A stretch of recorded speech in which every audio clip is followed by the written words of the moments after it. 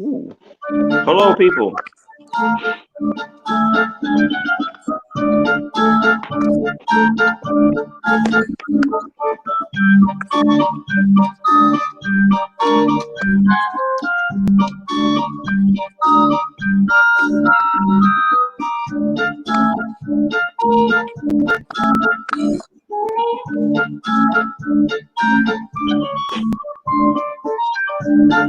All hail macro beer. Oh no.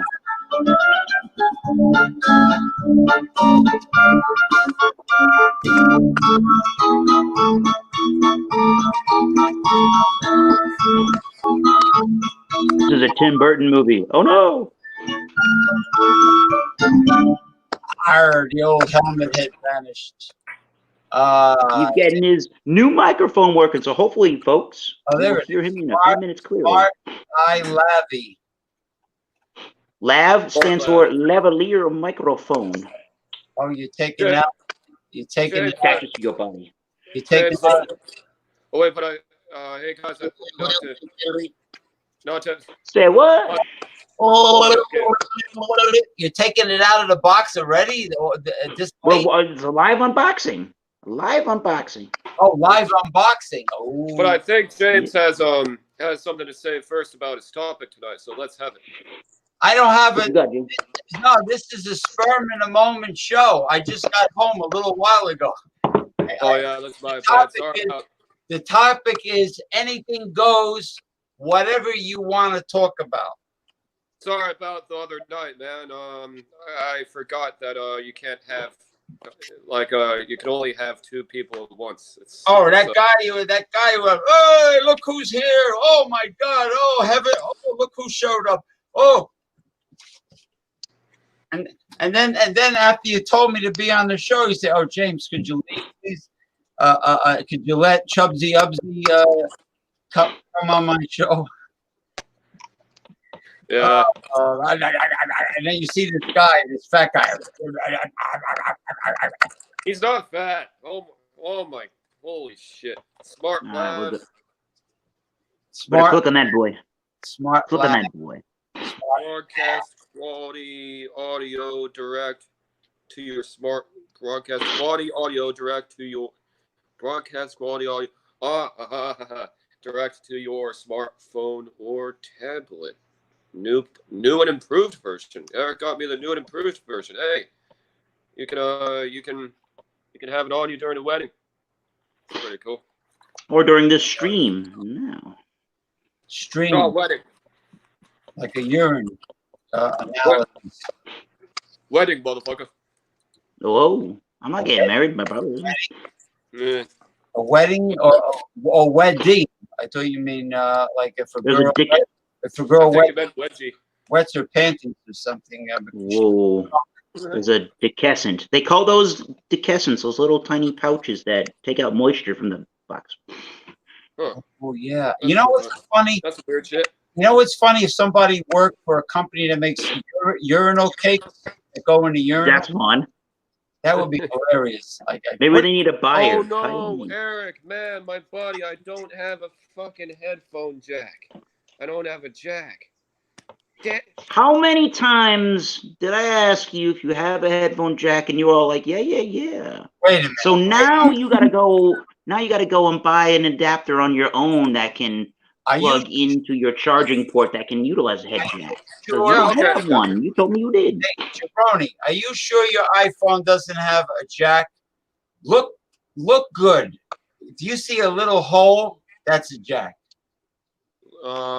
Take your time. Look good. What now? No, look for a hole. Like if you were on a date and you took her home and you gave her some I'm not taking anybody home. It's quarantine and I'm not dealing with that shit right now. I'm fucked up. I don't want to deal with it. You're not dealing with it. You're always talking about getting laid. That was what I was doing. You're always saying, and now all of a sudden you don't want to mess with a girl. All right, listen. Look for the jack. No. I do. Just not right now. Look for the jack off. Today, Junior. Look for that jack. I don't do that shit when I'm fucked up. That's called fucking tilt. That's called being on fucking tilt. You got to get off fucking tilt. You wouldn't blow your scum guppies intoxicated of some intoxicated woman, like that was real hot looking. Yeah, you do it. I did it. I mean, who knows how many kids I have? Let's put it this way. Time out. Let's put it this way. If you can go onto your tablet that has the headphone jack, try to use that. Oh shit! Ah, you a smart cookie. Now, Nice. are you sure your iPhone doesn't have a jack? My iPhone does not. As soon as I buy an iPad, it's not going to have another fucking jack either, though. Wait, shit. So then now we got this. We got this, I think. Too bad this wasn't vodka. Vodka. That's some major. That's like the big brother to beer. I had sangria that was spiked with a lot of vodka tonight after the beer. Yikes. Oh shit. The Oktoberfest beer. October was about to say Oktoberfest. That's a good choice, man. Well, it was a good dark. Well, I wouldn't say dark like a brown ale, like Samuel Smith or Newcastle, but it was like a dark lager, you know. Dark lager. Newcastle's not very dark. I'd say medium brownish. You know. So Medium brownish. let us know here if you're going to go on your tablet that actually has the headphone jack. If I go on the tablet and I'm not sure what's going on with this yet, then the tablet's still going to suck with the noise. No, I don't agree with that with this microphone. No, that's going to eliminate. That's going to enhance your audio. That's the whole reason you get it. Yeah. He says No, noise. Eric, I still don't know how to use it. It's like he's from New York. Noise. Yes. You're going to be better off. Trust me. Don't deny the product in front of you. It's going to work as advertised. I'm not denying it. It's going to work. Give it some faith. A jack as opposed to a USB connection. Yep. Is simple. So the other thing you could do at some point is I know on the devices that don't have the audio jack, the quarter, that 3.5 millimeter jack for the headphones anymore on Apple devices, you can buy a connector that goes into the charging port, and then you can connect a 3.5 millimeter headphone. Yeah, Eric, what the fuck into is it. this, my dude? What am I supposed to plug this into? That's the microphone, Michael. Is there a little Here it is. Is there a little piece of foam that comes inside of it? This is my old iPhone. You see that? You really didn't open this up before we started streaming. That's not good. See that? What's inside of the box? Well, there's what a headphone jack looks like. Yes. Yeah. You see that, Michael? You see that hole? This is my old iPhone, right? That's the hole. It's just look for a hole anywhere. Well, it is an anything goes show, so you know. All right, totally ad libbed. Just look for a hole, man. Just look for a hole like that. No hole. All right. This lady's got no holes. If you got no hole, then you look at your tablet for a hole. Yes. Get using that tablet if you can.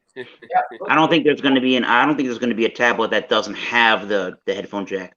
But you got to answer me this one. What else is in that? What else is in the box? What else didn't you take out of the box? Other things you need in that box for this product, I believe. The iPad Pro 2020, the float one, doesn't have a headphone jack. How don't you have a product that's got a headphone jack? What the hell is wrong with these companies? This is an unsolved mystery, indeed, because they all have at least one headphone. James, do at least one topic, man. Do you have a laptop? Does that have a headphone jack? No, I just have an iPad, and an iPhone. I'm Hillary Clinton. You literally don't have anything that has a headphone jack that goes into the internet. Just iPad. I plugged it in. Well, I can't help you with this one. Now you're gonna have to buy the connector device on your own for that. I ain't buying that for you. Because it's the headphone jack is a no-brainer. It's just a little tiny hole. That's all. If you don't have a hole on either of your Apple products, it's gonna be But it's gonna be on the same part of your device that the charging port is. Yes. So if you got a device in front of you, show us what the charging port looks like, and let's see it, and let's confirm. This whole show can't be about Michael trying to find the hole. Show us your iPad, product. Show the iPad charging port. The charging Let's see it. port. There's the charging port. Okay. No, that's the front of it. What's on the other side? Is that really the charging? What the fuck am I looking at here? What's on the other side by the button? On the other side where the home screen button is. Other side. Guys. Other side. Other side. Yeah, but that's the jack. That's the jack. Other side. It's not the jack. The other side. There you go. By Jove, he's got nothing there, James. Holy shit. Holy shit. Holy shit. Well, What?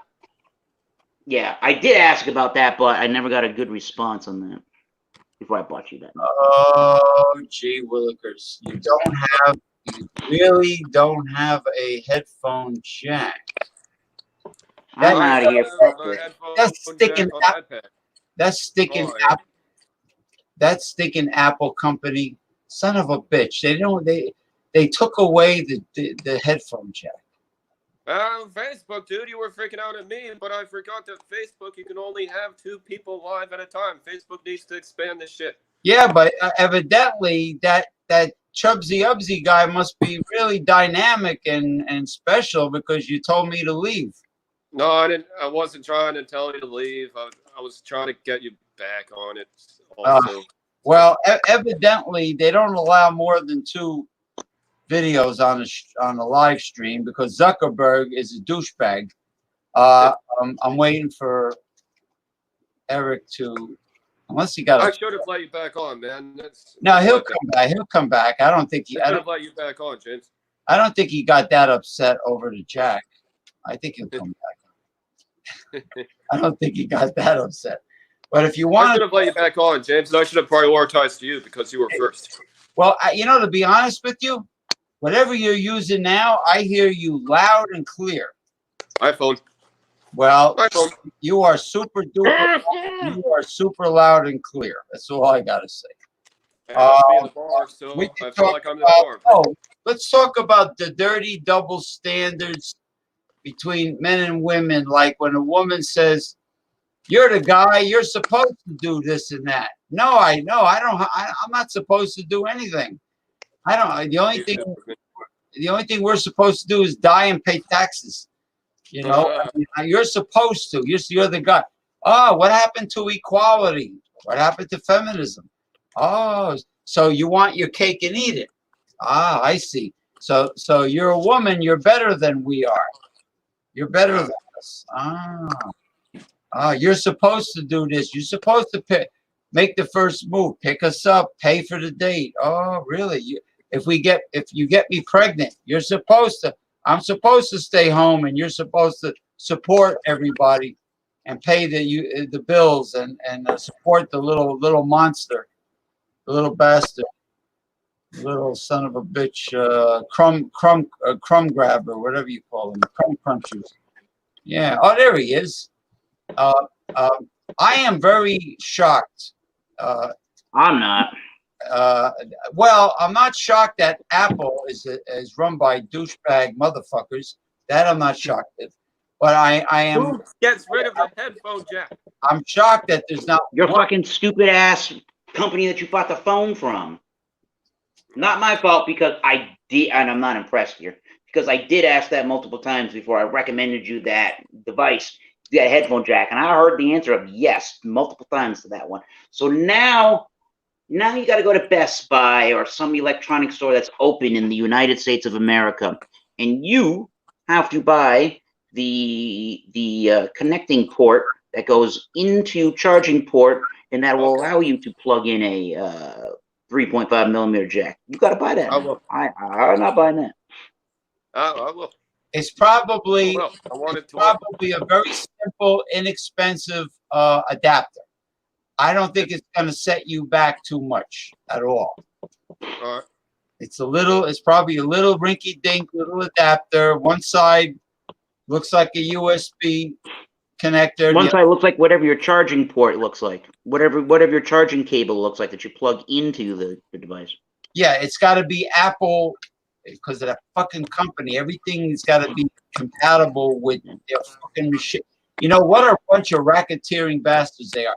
You got to go. It's got to be Apple compatible adapter, which means the USB's got to fit your USB, and then the other side has a hole, a jack for the.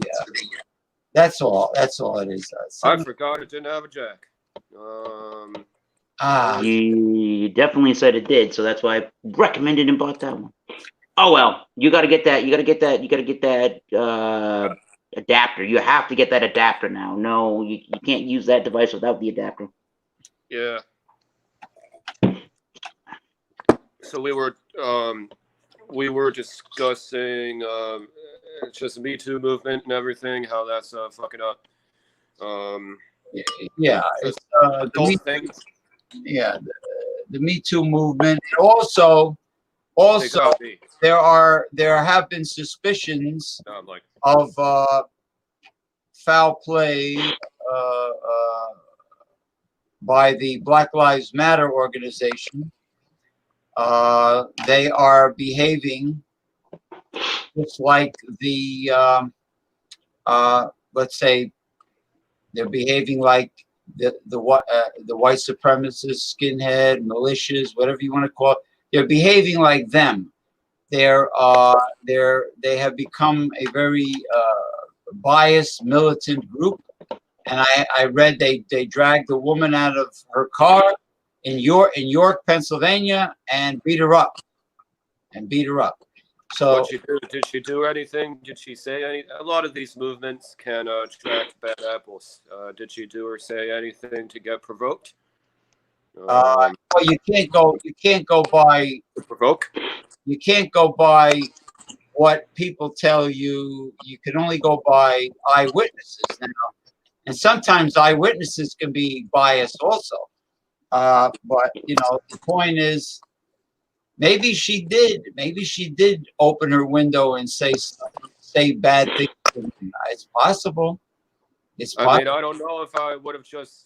I think them just standing there. I mean, if she said something, that probably would have been, to be honest, my response toward her. I mean, hopefully a girl doing that to another girl, not a guy doing that to a lady. You mean like she might have provoked them and said nasty things to them.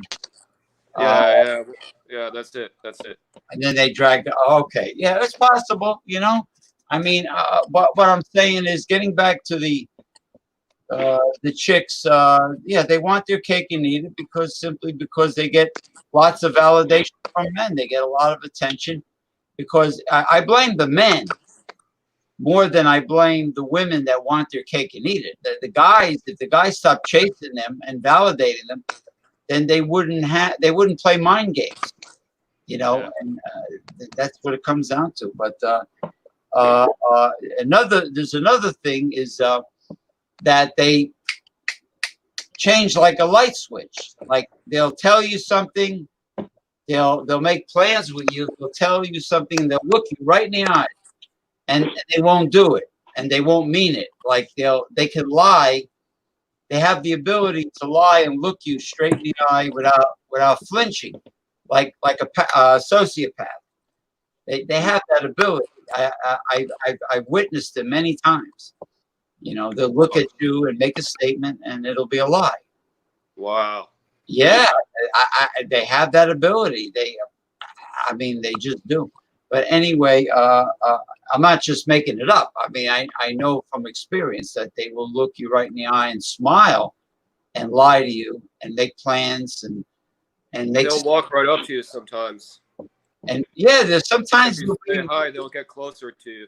They'll be friendly and they'll even flirt with you, but they'll never seal the deal. You know what I mean? Seal the deal, like make the date, actually get together with you and come to your apartment, you know, like normal people that like each other do, you know, normal Homo sapiens. They won't seal the deal. They'll flirt with you and they'll be super friendly, and they might even do a little playful touching and clapping. But they won't. Nothing will happen. You won't have sex with them. Is what I'm trying to get at. In other words, they're very good actresses, and they're not. Yeah, I've seen that. Eric's sending me links again. Let's talk about sex, baby. Let's talk about you. That was Salt and Pepper, right? Let's talk about you and me. Da, da, da, da, da. No, so anyway, yeah, that's the whole thing in a nutshell. They behave sociopathically. Thou shalt the younger ones, around 20 years old, especially. Well, thou shalt, yeah, the younger they are, the more phony they can be. Thou shalt not bear false witness against thy neighbor. In other words, don't be a fake, phony, fraud, two-faced. You know what I mean? How do you like it? Somebody did it to you and shit. Yeah, and unfortunately, the more millennial they are or younger, the more they're full of shit. So anyway, what is Eric? Voodoo Ranger. That's what he's drinking, right? Oh shit! No, Pabst Blue Ribbon. Well, I did before the channel turned left. He was drinking a Voodoo. Because I don't care anymore. Yes, Pabst Ribbon. Now he's drinking. Because I'm not impressed. Pabst Ribbon. He's drinking a Pabst Blue Ribbon because they often are reasonably priced beers, and you can suck them down. It's not complete. This one's not complete trash. This one's pretty good for that style. Yeah, they're all all the macro American redneck beers are all patterned after the Czech or German Pilsner, right? The Czech and German. I'm not getting into Ronald Sutton thought processes here, but Ronald Sutton, what does he say? Lift up your skirt. Well, he says all lager beers are Czech Pilsners. That's where they because they're all Czech Pilsners because that's where lager beers originated from. Yeah, but a lager's a lager and a pilsner's a pilsner, right? No. No. Sometimes. No. You have two kinds of beers. You have ales and you have lagers, and they're classified by the type of yeast that they use. Well, a pilsner is a style of lagering. A pilsner is a that I can tell you, but that doesn't mean that you can say a German Helles or a German Pilsner is the exact same thing to a T as a Czech Pilsner, or what I'm drinking is the same thing to a T. Yes, sure. Well, it all has its roots in the Czech Pilsner style of brewing and producing beer. Well, that doesn't mean I'm drinking a Czech Pilsner, though. But is it like saying, I don't know, that's like saying, what? That's like saying, I'm trying to think of some, God damn it. It's like saying, that's like saying I love Rush, and my favorite drummer is Neil Peart. Then by definition, everything that I do is now going to be Rush. No, I'm influenced by it. It inspired what I'm drinking, but that doesn't mean that's what it is. Come on. Yeah, is it brewed in Czech, or is it just saying Czech just to say Czech? What's checkmate, good sir, checkmate. If I heard you correctly, but I'm not impressed. Isn't a Pilsner much lighter than a typical lager? No. It's not? Okay. No. I think it's brewed at a higher temp. I think it's brewed at a No. That's ale. Yo. All right. All right. Oh, but I'm not going to fight you about this knowledge because fighting about a beer is ridiculous. Let's just drink the damn beer. Yeah, I gotta. No, there's a banner that Damian Owens put up one time of the description of what all the various beer varieties are. You know, that's cool that you bring that up, but I cannot ask and hear about from Damian Owens about that right now, can I? No. No. Where'd you go, Damien? Hello. He's there, but he's giving us the middle fingers. What he's doing? No, he's doing something and he's mute. Not. I think you guys did a lot to get the middle finger. No, he can't hear you. The microphone needs to be plugged in. I gave him the middle finger thingy with the flames. He took a liking to it. But you know, a Pilsner. Blake TV's not impressed either. There has to be a noticeable difference between Pilsner and lager. I mean, there has to be. It's like, I mean, okay, a ruby is a red sapphire and a sapphire is a blue ruby. They're both corundums. They're geologically, they're corundums. So, you know, they are composed of the same geological substances. Like an emerald is a beryl, is in a beryl family. But there has to be a difference between Pilsner and lager. I mean, why would they give them two different names? Unless it's an alias,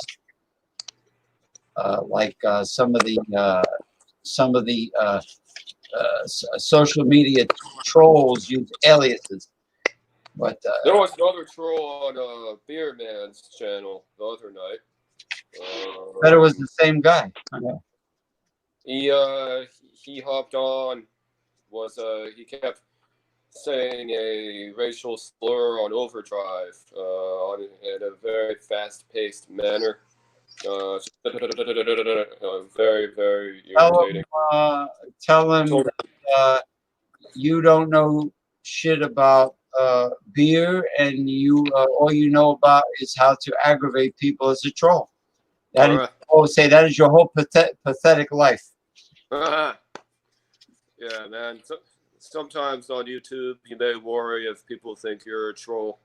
Have gotten that feeling before, like, holy shit, does this guy think I'm a troll or something? I'm not trolling. I'm agreeing with everything. You know what's going to happen? People are saying the word troll so often that the real trolls, you know, the little people, you know, the fairies, the real trolls are going to start protesting. You know, like the ones that they live under a bridge in Germany or something. Wait, troll fairies? I don't know. Trolls like to live under a bridge. Gnomes live underground, I think. Gnomes, you know, or under trees or something, underground something. Yeah, trolls like bridges. So all the trolls are gonna go with their high-pitched voice. We want to protest. You've been saying our name over and over and over, and we're being discriminated against. You know what? What's gonna happen? Because all this politically correct mumbo jumbo that's going on, this neoliberal crap. Well, we're offended. You must take that product's name off the commercials. You cannot advertise and use that name anymore. Cracker Jack, that's offensive to people that are from Florida. Aunt Jemima pancake syrup. No, can't have that. So all these people are offended over everything. Live PD. Cops and live PD. Cops and live PD. Live PD? Yeah. What's live PD? It was a show that tracked multiple departments in real time, live. You know what I like? I used to crack live PD. Reno 911.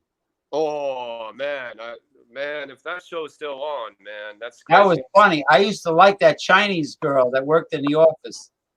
She used to say, I want to go. It's time for me to go have lunch. I want runchy. It is time for me to go for runchy. Runch. I like the way she used to stereotype the accent.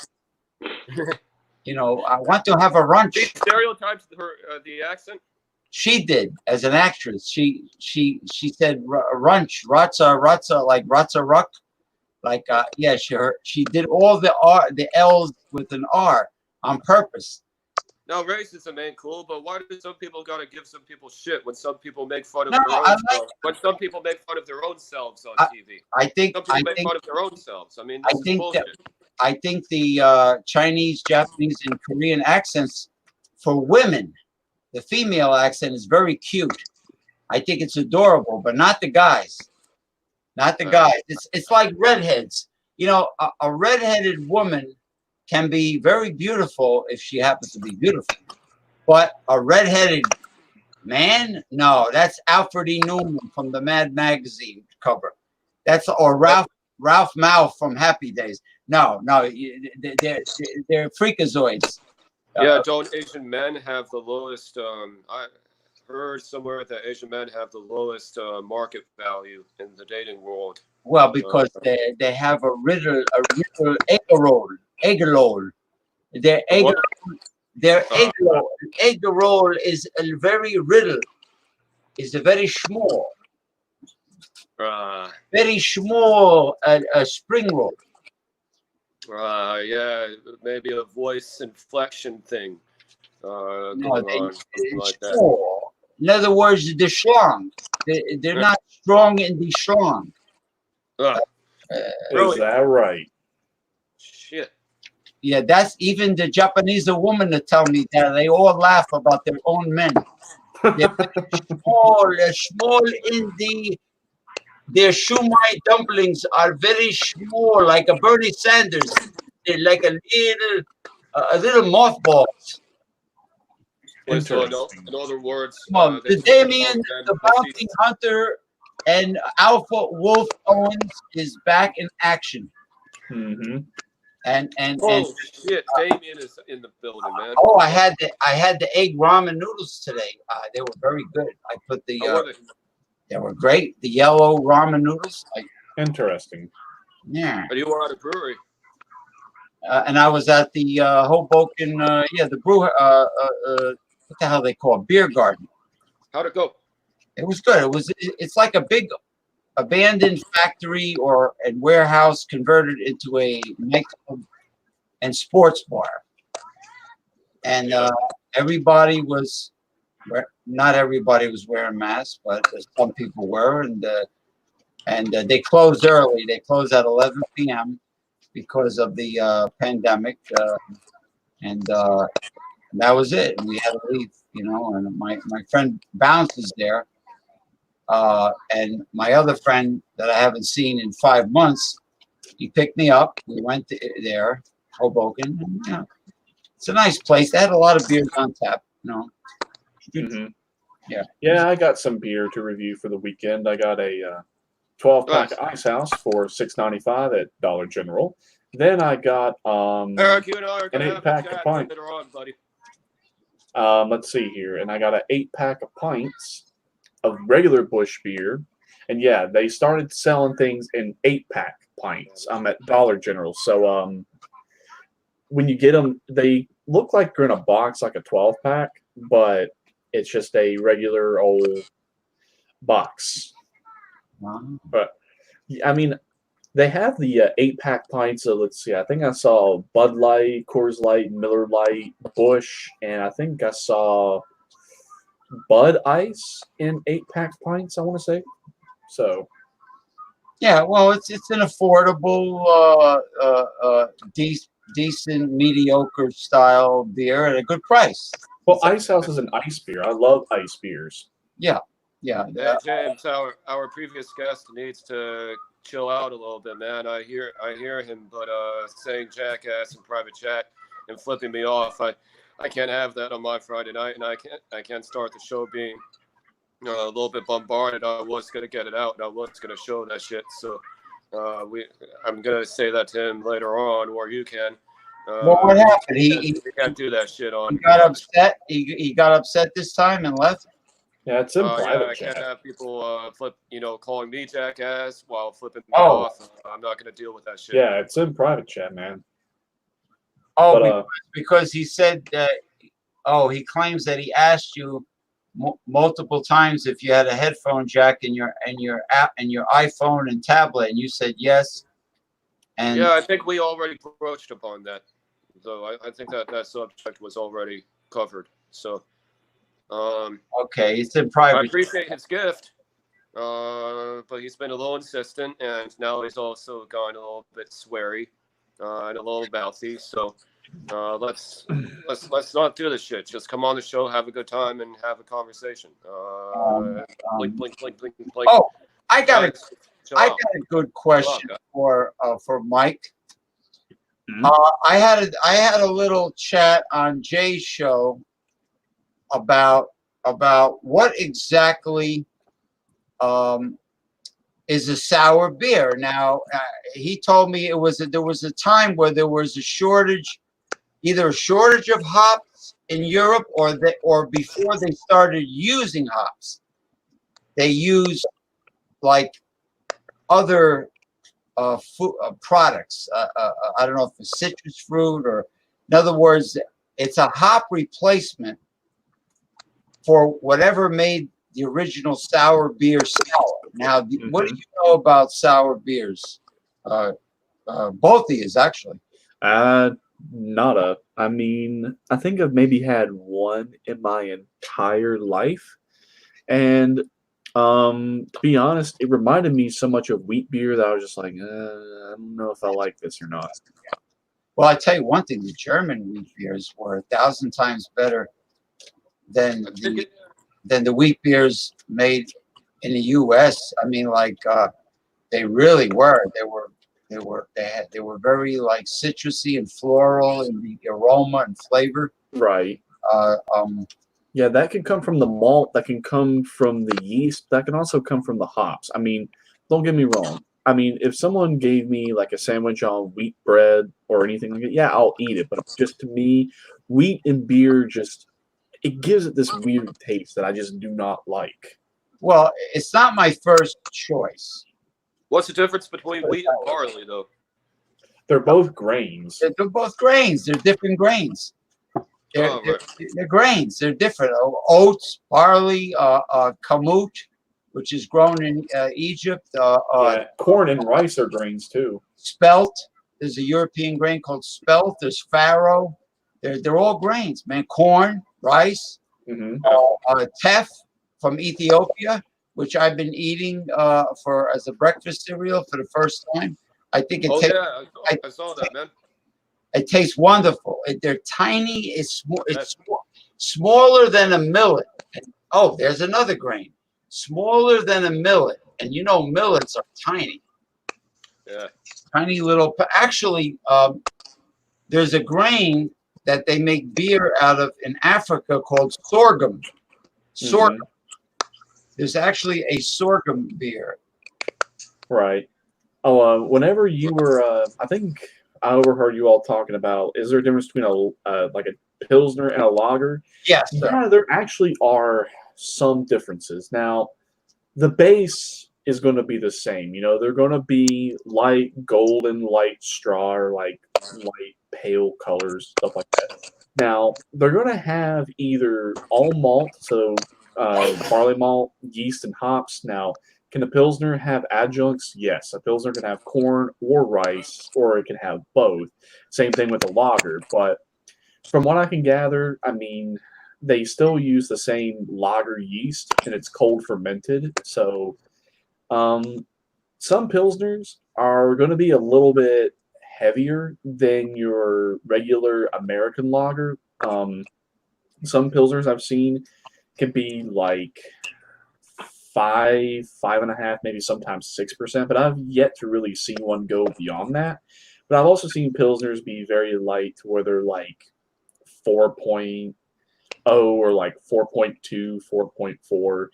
And really, that's about the only thing I can really gather is sometimes Pilsners can be heavier as compared to regular lagers. Now, you have your different categories of lagers as well. You got, the light lager, which is usually around 3.5%, usually, to around 4.2-ish, something like that. Now, your regular lager is going to be like 4.5 to about 6%, usually. Then you got your malt liquor, which can be, any ABV, really. It can be like 5.5. It could be 6, 7, 8%. Now you get your imperial lager, which is going to be typically 8% or higher, and then you have your different subcategories. Like I said, you had your malt liquor, then you have your ice beer. Ice beers typically are lagers, but you can ice brew just about anything. All you're doing is bringing the beer below freezing and just getting all the water out of it and making the alcohol more concentrated. That's really all you're doing. But at least here in America, the most amount of ice beers are lagers. Now, the lowest I've seen ice beer, 5%. Like when there was like Ice House Light, Bud Ice Light, all that, they were 5%. But typically, they're around 5.5%, 6%. But they can go upwards sometimes of like 8, 9, 10, even 11%. So it really all just depends. Well, what about Molson ice? What percentage of alcohol is that? Do you know? There's different Molson ices. So you have like your regular Molson ice, which I believe is somewhere in like the 5.5 to 6%. Then you have like your extra ice, and then I think the highest one they make is like 7.2. That's like the extra ice or something like that. So. Yeah, now Michael left abruptly with a screech. He had a screech like a screech owl, and he took off. If I ask somebody a question multiple times and they kept on telling me yes, yes, yes, then I would assume the answer is yes. But if they kept on saying yes, yes, yes, yes, the answer was really no. I don't know, or no. All right. Well, since I'm pretty tech savvy, I can go ahead and really give a definitive answer. Did he say what type of iPhone he has? No, we saw no. We saw his devices. They do not have headphone jacks. What? A cell phone without a headphone jack? Yeah. Now Michael's got to buy his own iPhone, iPad adapter that can go from the port where you plug the device into. Now it's got to have a headphone jack connected to an adapter now. I've never seen a phone without a headphone jack. So, welcome to Apple. Model does he have? The Apple decides, especially with like an iMac, that you're not allowed to open up the iMac to add any RAM or any new hard drives. They just want you to consistently buy new products. And now that they've gotten rid, I don't know how many years they've been doing it now, they've gotten rid of headphone jacks. They want you to buy their fucking Bluetooth iPod or iPad Apple headphones so that they get more money out of your goddamn pocket. Now his tablet, Damien, does not have a headphone jack either. His tablet doesn't have one either. You believe that? Yeah, I know what you're talking about. I was looking on here. Apparently, they got rid of the headphone jack on iPhones starting back with the iPhone 7. So if he's gotten one within the past couple of years, yeah, it wouldn't have a headphone port. But I'm just thinking, who in their right mind would do that? Because most people, if they have like a phone or a tablet, and they have like Spotify or YouTube Red or Amazon Music, and they go for a walk or a jog, or they go to the gym and work out, they're going to want to take their phone with them and listen to some music. So that I'm trying to see the logic here. I don't know. Some people are not technically savvy and have no clue what the hell you're talking about.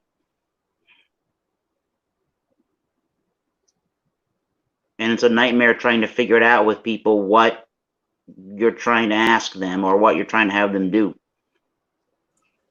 And yeah, I see the adapter you're talking about where it looks just like a USB to a headphone jack. I'm just like, it's not a USB. It's whatever. It's whatever the connection is to go into an iPad or go into an iPhone. It's definitely not USB, but it's their version of whatever their their devices that plugs into the charging port.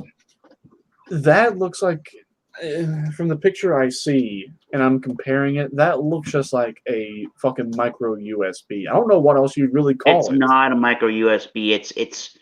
It's proprietary, the design to Apple products. But it looks just like a damn micro USB. Like, literally, yeah, I wouldn't tell somebody to go out and buy a micro USB because that's not exactly what it is. You gotta buy the Apple. You gotta buy the product that is meant to work for Apple products. As you can tell, I fucking hate Apple, and I will never buy an obviously. Apple product. A bunch of racketeers, I swear. Yeah, there's an Apple store near me in the Johnson City Mall. Good God above. The last time I went in there, I'm just thinking to myself, let me just go in here and let me see all the specifications on these friggin' phones and computers and see how much they're really charging for this. And I'll look at the specs. I'm just thinking, these motherfuckers are charging $3,000 for a quad core, 8 gigs of RAM, and only this small of a hard drive. I could build this computer for maybe 10 to 15, maybe 20% most of this price. Mm-hmm. What a fucking ripoff.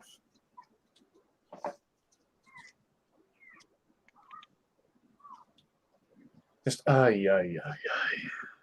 Oh, man. It's not one thing, it's another. That's like, okay, cars doing away with a CD player, cigarette lighter. Yep. Okay. Mine doesn't. I don't have CD player in my car. Mm-mm. So Nope. yeah, I know a flash drive is better. Whatever, you know. Yeah, the problem is, or the if it's a problem, I don't know, but the assumption is everybody's got electronic devices that have Bluetooth in it, and because everybody's buying Bluetooth compatible electronic devices and accessories, they don't have any need for needing to put in a CD into their car or having a simple thing like a headphone jack in their tablet or smartphone anymore. Yeah, but that's just ridiculous. You're assuming way too much about the general populace at that point.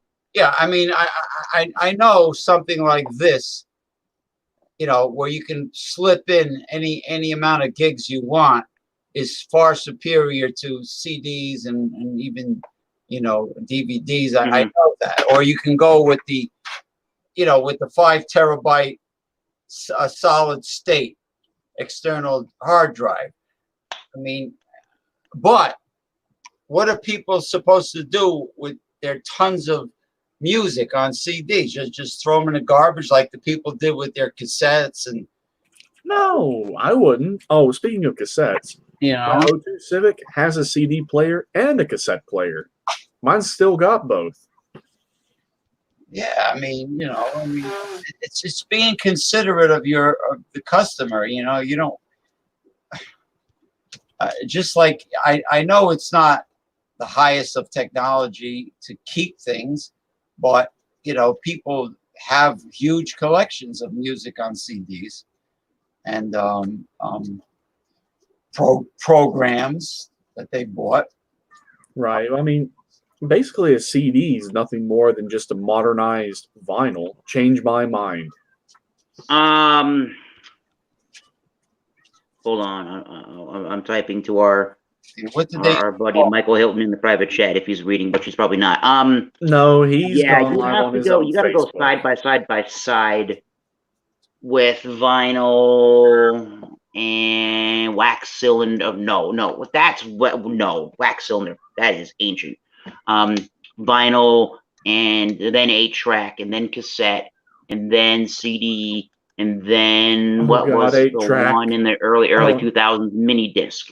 I'm not telling you which one's better because I don't really have. I have a I guess I kind of have a preference, but I don't really, and MP3, right? I don't really care which one to listen to as long as I have a format to listen to it on. But there are maybe subtle differences, but you're going to be able to tell those subtle differences between the various formats. I don't think that the CD is going to be winning in its best format for giving you the best representation of what the sound actually is coming off of the microphones from the instruments. I don't think CD is going to do that, but that doesn't mean I don't have anything positive to say about a CD. All right, Well, they because the say CD is a digital format. It's only trying to reproduce what was captured at that time. I mean, yeah, vinyl's doing that too, but it's not using any digital processes to do that. Maybe modern day vinyl is doing that, but the traditional way of doing it is literally imprinting that sound onto that wax or onto that record, and then when the needle goes around the record, it's producing the exact sound that was pressed into that record. You're not going to, everything else is just trying to recreate that to a certain extent. Well, they also say a wave, a WAV, has a better sound than an MP3 because it's not a compressed audio. It's not a compressed audio. But then again, it takes up more space in storage. Correct. But everything you listen to on YouTube and online is going to be compressed. So when you go, like my band, for example, so when we go and we want to get our music mastered, you have to have, not mastered, is it mastered or mixed? I think it's the mastering part of it. You have to have a mastering done for what you're going to release and what people are going to be listening to once they buy it. And then you have to have a whole nother mastering done just to compensate. And people know way more than I do about it, but you have to compensate for the mastering or for that compression that's going to happen when you try to stream it on various streaming services, including YouTube, including Spotify, and probably your Bandcamp page and wherever else you can stream and possibly listen to and then buy the music from online. You have to compensate for that compression that's going to happen naturally. You can't not plan for that. So therefore, some older medias like vinyl and cassette are gonna better replicate the sound that was trying to be recorded. That's all I'm saying about that. But that doesn't mean, CDs and MP3s aren't like trash, but they're easier to acquire and get a hold of. But that's just the truth of the matter with how recording technology, is. Obviously, more storage data on a CD. Yes. You have that recording you sent me today of Oxblood Forge? Do I have the song once we finished it today? Oh, that was no. That was a partial recording. That. Well, yeah, the video was that wasn't the full. I wouldn't have been able to. I would have had to send that to you on email or something that I wouldn't have been able to send on Messenger. They only give you such a, I forget what it is. They only give you such a file amount that you can send via Messenger app. Yeah, because when I log into my Gmail inbox, I use a Google Drive. The Drive, yep. It allows me to send big files, and which I can attach to an email. But when it comes to social media, they only allow you like I think like maybe a 3-minute maximum.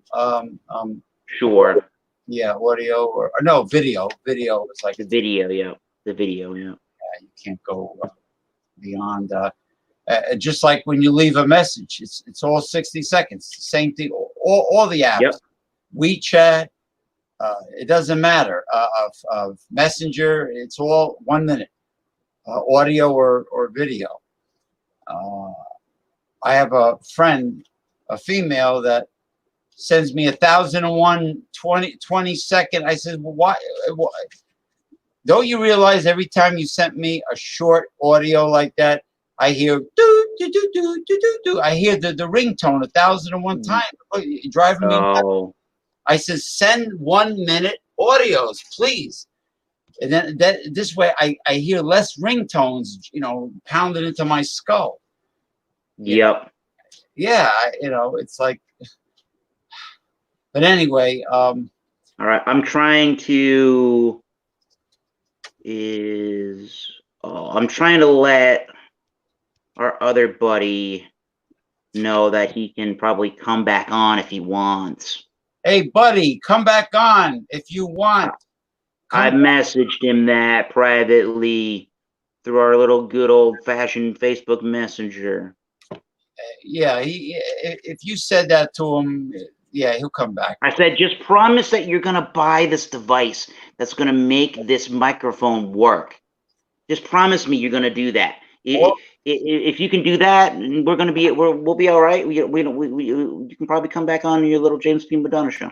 All he's got to do, yeah, the shooting the shit. All he's got to do. Yeah. Actually, my old friend that picked me up to go to the beer garden, he invented the term shooting the shit. I just borrowed it from him.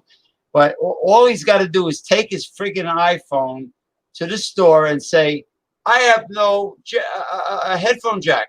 Do you have the adapter that would allow? It's going to be the same exact size that'll work even for his iPad.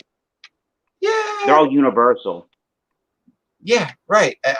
But I really, I'm being pleasant, but I really despise Apple. And no, I'm with Damien. I'm with Damien on all that stuff he was talking about. You can get a way better computer itself than, you know, just buying a PC that runs a Windows primarily, and then buying your upgradable components as you want them, rather than Apple saying, well, here's the computer. You can't open it up, and you can't add any more storage space, and you can't add any more RAM, physical memory to fasten up, to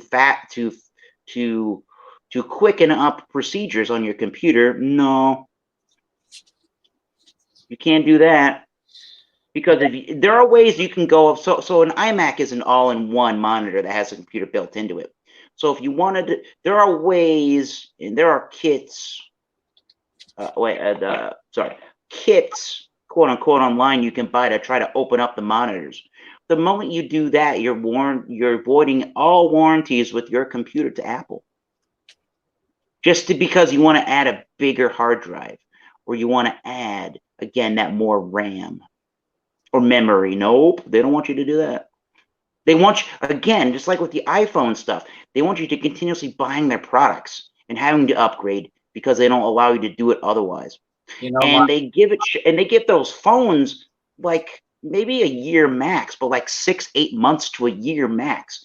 And then they're like, this is obsolete. You have to buy the new device. You're just gonna have to. Like, no. racketeering. I bet you an iPhone 5 works just fine. Yeah, my brother-in-law is very happy with Linux, Ubuntu, and Linux Mint, whatever. He's totally Windows free also. You know, there are ways. Yeah, that's like the Wikipedia of operating systems. It's entirely user. Oh yeah, it's user. It's user. Damien would know what I'm trying to say. It's created and maintained by users of the operating system. So yeah, there's a couple of other ones out there, but Linux is the biggest one possible, and it's got a lot of capabilities as far as its compatibility with a lot of different software, which is good. The other thing you can do, I know we're bashing on Apple right now. Sorry, Michael, if you're watching, Hilton. And I did invite you back in. You were on Facebook Messenger.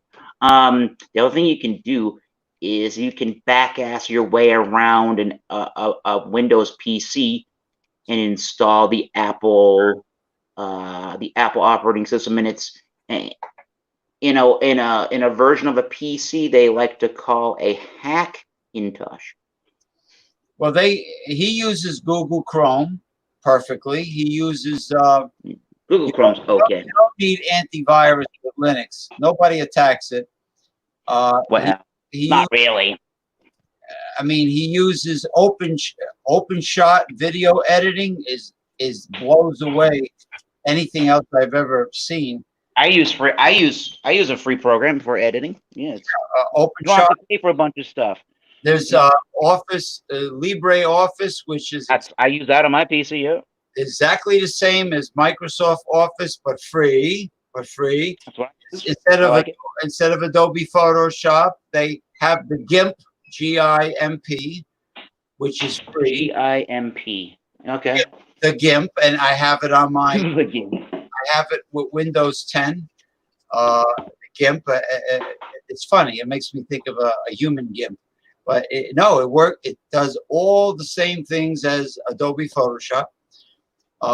Then for audio, no. OpenShot is so versatile, but the OpenShot for Windows is not as good as the OpenShot is on the Linux operating system.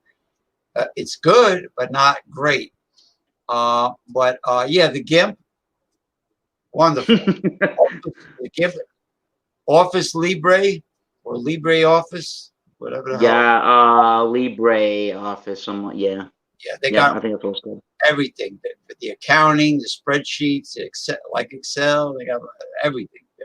And you could save an Office Libre document in a Word format, Word 2003, Word 2007. What is it? They have like 2000. What is it? 2006 or 7? They have the .x. Well, they have a DO. They have the .doc, .doc, and they have the .dox. Yeah, which I think is Windows. What is it? It's Word. I'm forgetting. Is it Word like 2006 or 7 up to Word 2013 compatible? So if you save a Libre Office or Open Libre, whatever the hell they call it. Yes, Libre. The Libre version of a Word document in that format, people with a Windows or Microsoft Office or Microsoft Word will be able to open it. Yeah. Then they have their own format, which is like a .opd or .opt or something like that, which is only able to be opened by Libre. Which you see how would you save it that way? You shouldn't. Well, you see how considerate the programmers were that made that.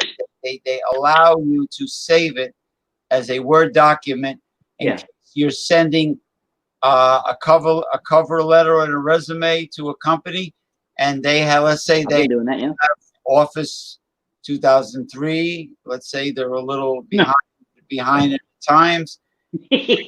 Michael, they can open it up, or 2007. They can open it up. You know, instead of telling you, we can't open it up, whatever you sent us. You know, I mean, it's very considerate of the user, even though it's a free program. Yeah, it's the same thing like I was talking about with Linux. It's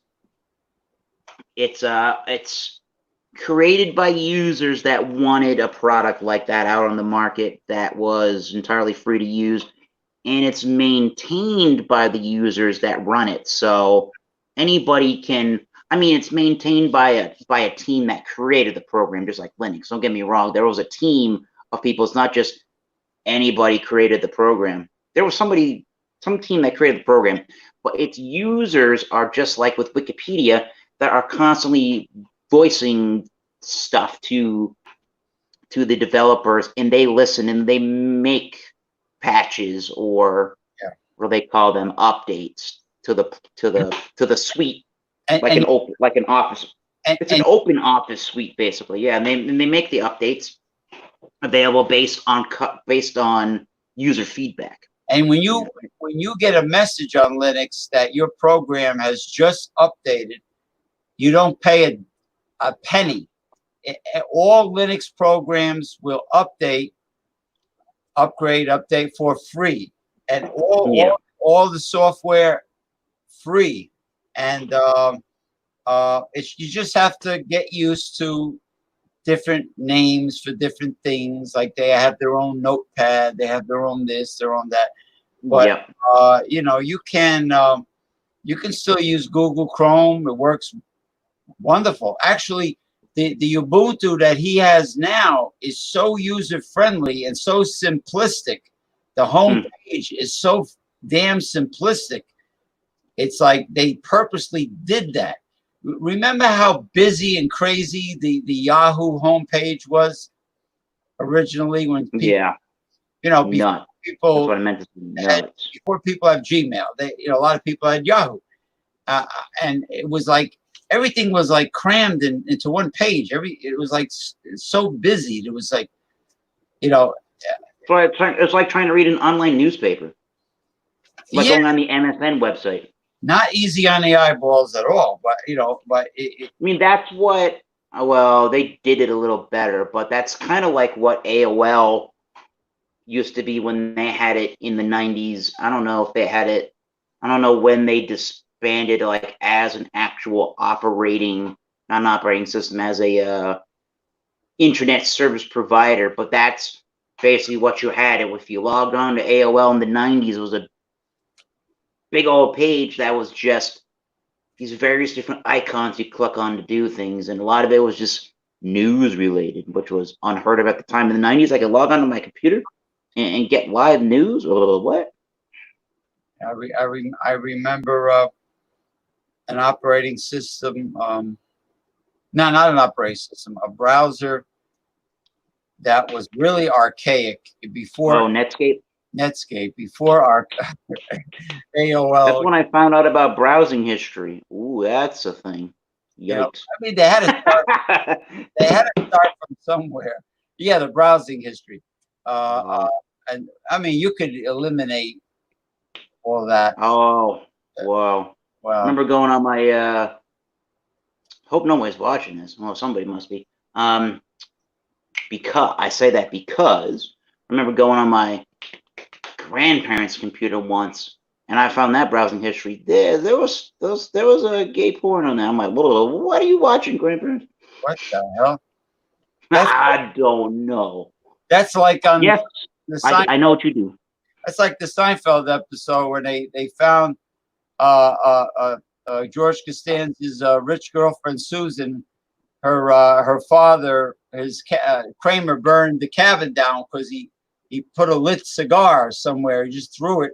He burned the cabin down in upstate New York, and they found a box with love letters. Her father had written and received love letters to a man. In the episode, and they're like, "What?" And they're all like, they're reading them. The wife and the daughter were like reading them. They came across, you know, how embarrassing. Mr. Damien, are you gaming this evening? I will be here momentarily. Okay. Hey, silent man. Michael Hunt, if you're listening, cut the bullshit and come back. He said he would. He told me he was going to. All right, and come and bring some of your exotic West Coast craft beers too. I want to see some exotic IPAs that are nice and hazy with particulates. Yeah, I can't really. I was looking to confirm, like I didn't know. I can't really fault myself for Samsung products that just let me use headphones that are wired. and my Dell PC will, and the studio grade monitors I plug into it.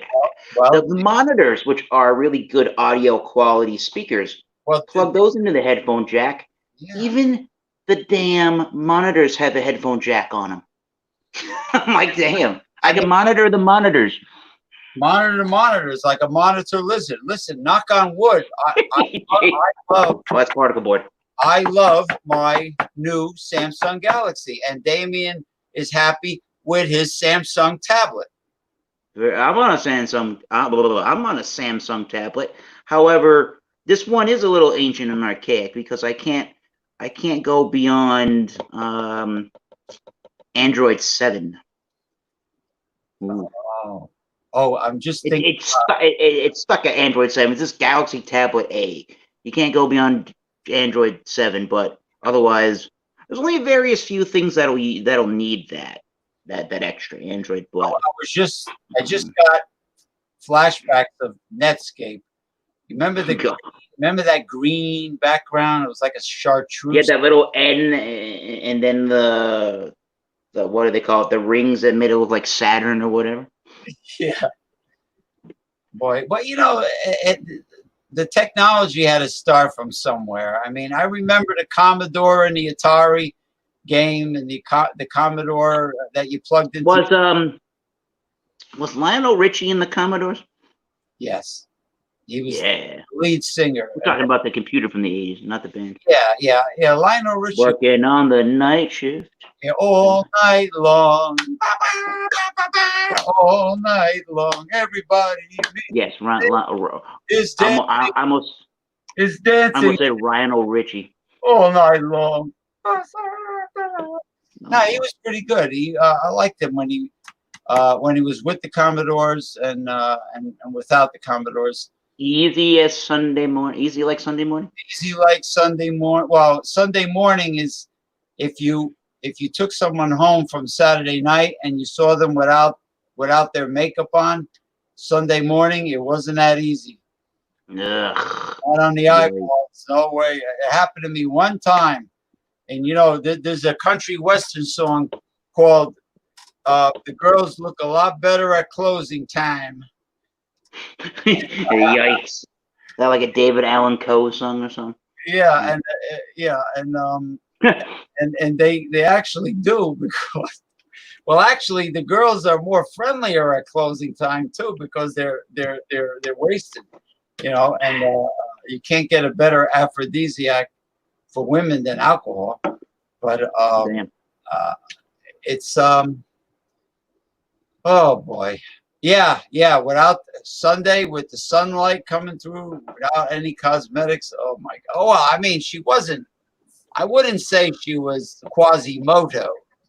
I wouldn't go that far.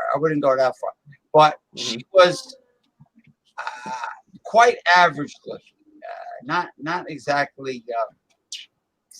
exactly eye candy or a reason for morning wood. Oh, morning wood. Oh, speaking of which, what was that thing you were talking about? Oh, about that thing I sent you about the different styles of beer, like the different shades of beer. The green. Yeah, I found it. I found it. I've got it here on my desktop. Okay, so it goes from pale lager all the way down to stout. All right, so the lightest, of course, pale lager / pilsner, and here's usually what they're characterized by: highly carbonated with mild flavor and a crisp finish. Then down below that, a shade darker is a blonde ale. Mild malt flavor with low to medium hop bitterness. Yeah, it seems like just about every single one. The one down below that, another shade darker, which looks like I want to call it like an orange gold, or like a San Francisco 49ers gold. The Hefeweizen, or the wheat beer. A cloudy appearance with a prominent yeast flavor. Yeah, I suppose. Then down below that, a lot of them are usually going to be like dark gold or like bright orange or dark orange. The pale ale, spicy, earthy, or aromatic flavors. Yeah, I found pale ales usually have a pretty good malt and hop character. I find they're a bit more balanced as compared to India pale ales, which is the one down below that. Typically, these are oranges, can be IPAs or like fruit smoothies or anything like that. IPA, a pronounced hop profile from start to finish. Yeah. All right, down below that, in like the amber colors, you got the amber ale, malty, with balanced hop bitterness. Yeah, sounds good. And that sounds like many amber ales I've had. Then you have the Irish red ale, malt accented with caramel sweetness. Yeah, when they add in like the caramel malt, and all that, yeah, you can get that caramelly sweetness. And of course, the brown ale. I think like the most prominent one would be like what, Newcastle? Yeah. All right, the brown ale, dark malt flavors of caramel and toffee. Yeah, I can definitely see that. And Samuel Smith ale, brown ales are very similar. Also. And then the next to last is the porter. Notes of chocolate with mild roast in the finish. Some porters you can sometimes taste a little coffee or a little caramel. It all just depends. And then, of course, lastly, the stout. These are going to be the darkest ones. Coffee, chocolate, molasses, and heavily roasted flavors. But sometimes with stouts, people add in like real chocolate or real peanut butter, or they'll like bourbon barrel age them, and they'll do all these other things. Yeah, and they make like the holiday stouts with cinnamon or like nutmeg or whatever kind of seasonal spice. So what's his name? Metal Thrasher, I think his name, from Colorado. Yeah. When he did the show in his room, he's got the taps, probably kegs on the other side behind. Yeah. Remember when he poured that? That was really good. He is that Eric? Is that what makes them in the kegs? Indicates what? The metal thrasher dude from Colorado that makes his own beer. He ferments his product. Yeah. So you can go on. Oh boy, here we go. If I got this wrong, Picard is gonna be pissed.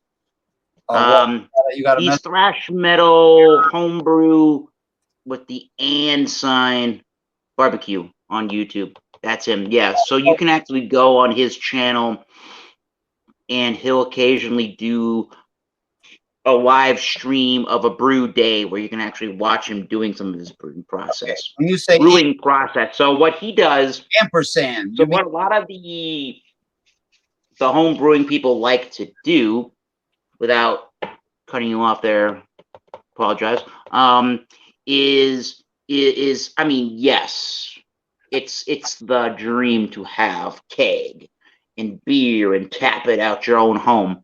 And it's so much easier if you're gonna do it a lot, right? And you're gonna make a fair amount at home of beer.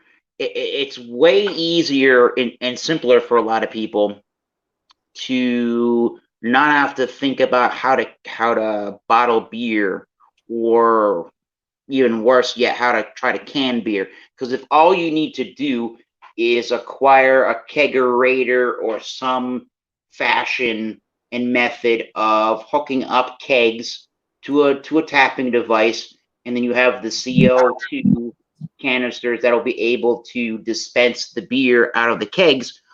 That's cool, because all you're going to need to do is once you're ready to what do they call it? You're putting the priming sugar into the beer at the very end when you're ready to keg the beer, which means that you're introducing the carbonation into the beer. So once you do that, all you got to do, instead of needing bottles, you're siphoning, you're bringing the beer into its final resting place, which is not going to be the bottle. It will now be just kegs. So you don't have to worry about bottling. You just put it all in a keg, and there you go.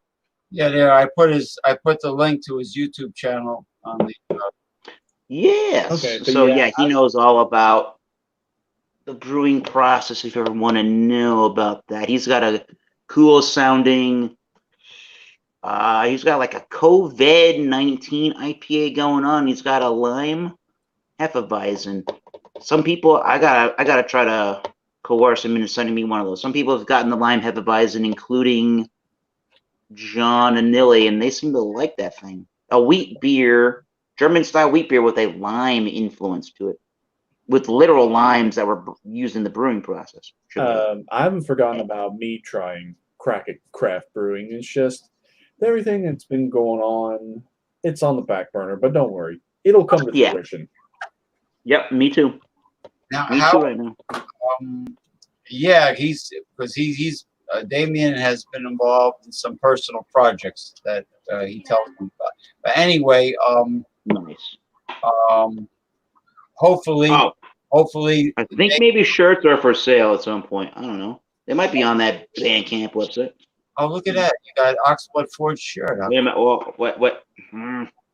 Well, the reason why I say it's on the back burner is, We'll get to that. well, with things that have been going Oxblood on. Forge later. Damien now. Yeah. Sorry. Go ahead, Damien. Well, we might be getting another round of stimulus here before too long. And well, if we get another round of stimulus, I might buy a home brewing kit. I like stimulation. No, not that type of stimulation. Oh, sad Picard. Well, you'll have a chance. You'll probably bang out a lager, a basic lager as your first beer. Yep. No. Don't do it. Absolutely not. Nope. Don't do it. What should he Do make? not do a basic lager or any lagering for two primary reasonings. Okay. You need a place to be able to lager and store that beer Which I do have. at this right temperature. And number two, if this is going to be your first venture into brewing, and it's going to be mine at some point, Well, there are way too many ways that you're just going to screw up your first beer. Let's not beat around the bush. You're trying to learn the process. So to try to use a lager that is supposed to be clean and not hide flaws, you're going to hide some flaws. Don't do it. Do not do it. So you can get extract recipes. I'm noticing you can buy the extracts to learn how to brew beer, and the malts that are already milled for you to do. Like you can do brown ale, maybe. I've heard a lot of people say stouts are really great for the first time. Porters, maybe. Even a red ale I've contemplated as a first beer style. I'm brewing it. It's easy enough to do on a limited budget for the ingredients. But you want to really get your feet wet into it first. You don't want to go into this full steam ahead when you are just trying to learn the basics. I'm brewing it for me first, then I will open up a brewery. So correct. Yes. Yeah. First. You gotta learn how to do it first. Yep.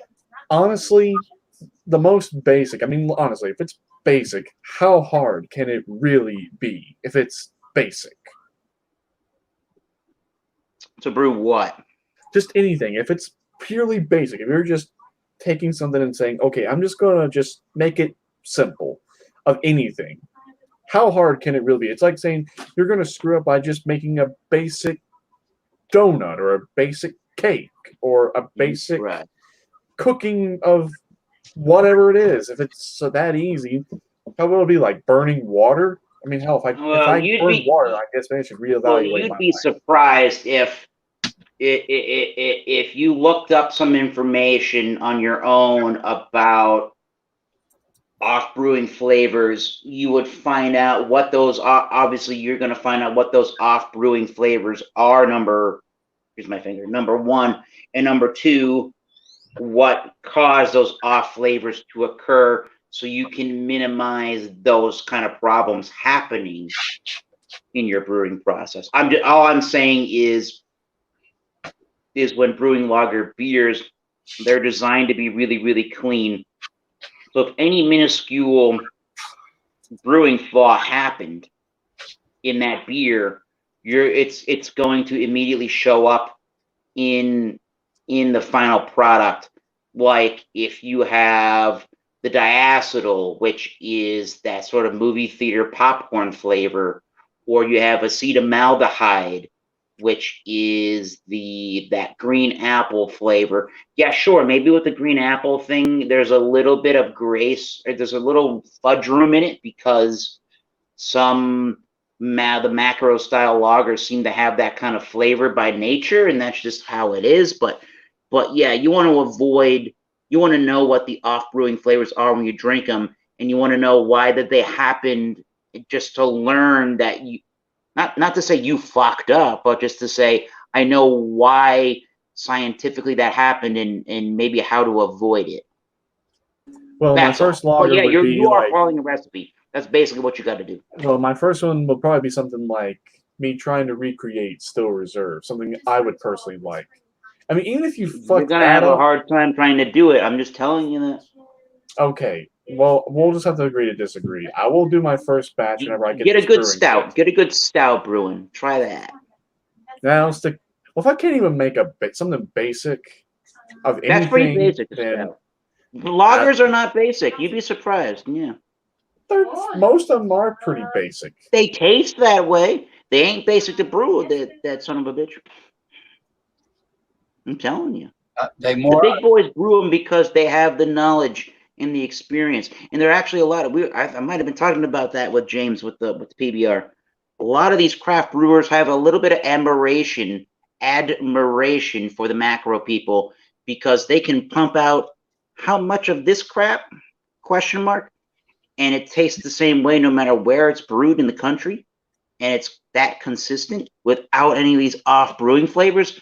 That's an achievement right there. Well, now IPA, I read the story about India Pale Ale. It was kind of invented by accident from transporting ale aboard a sailing vessel. Yeah.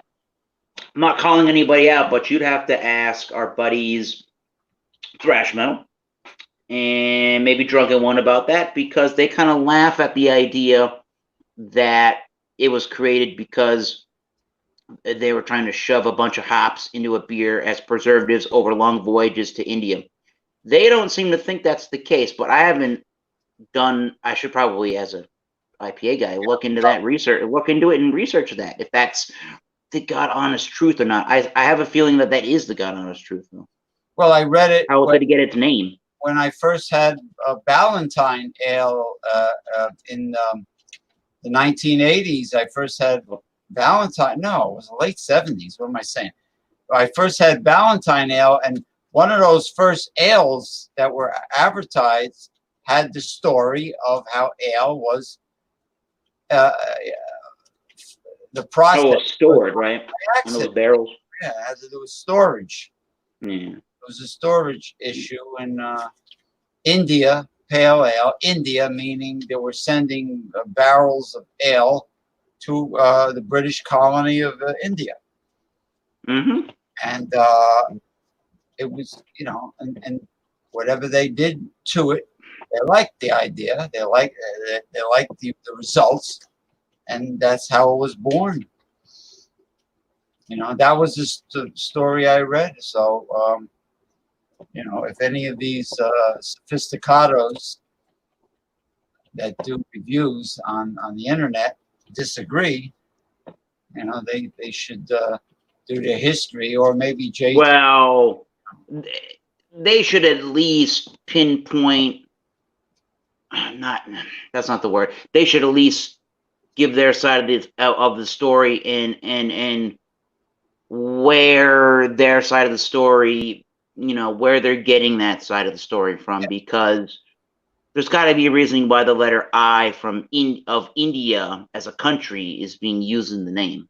Yeah. I mean, otherwise they should have just called it New World Pale Ale or something, right? Just type in the Google search window the history of India Pale Ale. It could be as simple as that. You know what? Nope, I can't do it on this platform. Wait a minute. You can't see me do it. However, Indie IPA. You can just go IPA history onto your Google device, on your Google Chrome. IPA history. Say what you will about Wikipedia. I don't know if I'm going to click on that one. But the Beer Connoisseur, that's a website, ladies and gentlemen. It's beerconnoisseur.com. And they have an article that they published about, I'm trying to scroll up to it, about the history of IPAs. And if this website wants to scroll, let me read it. Yeah. They talk about pale ales themselves. started to be advertised for the first time in the year 1784 for sale in England, they say by unnamed breweries. But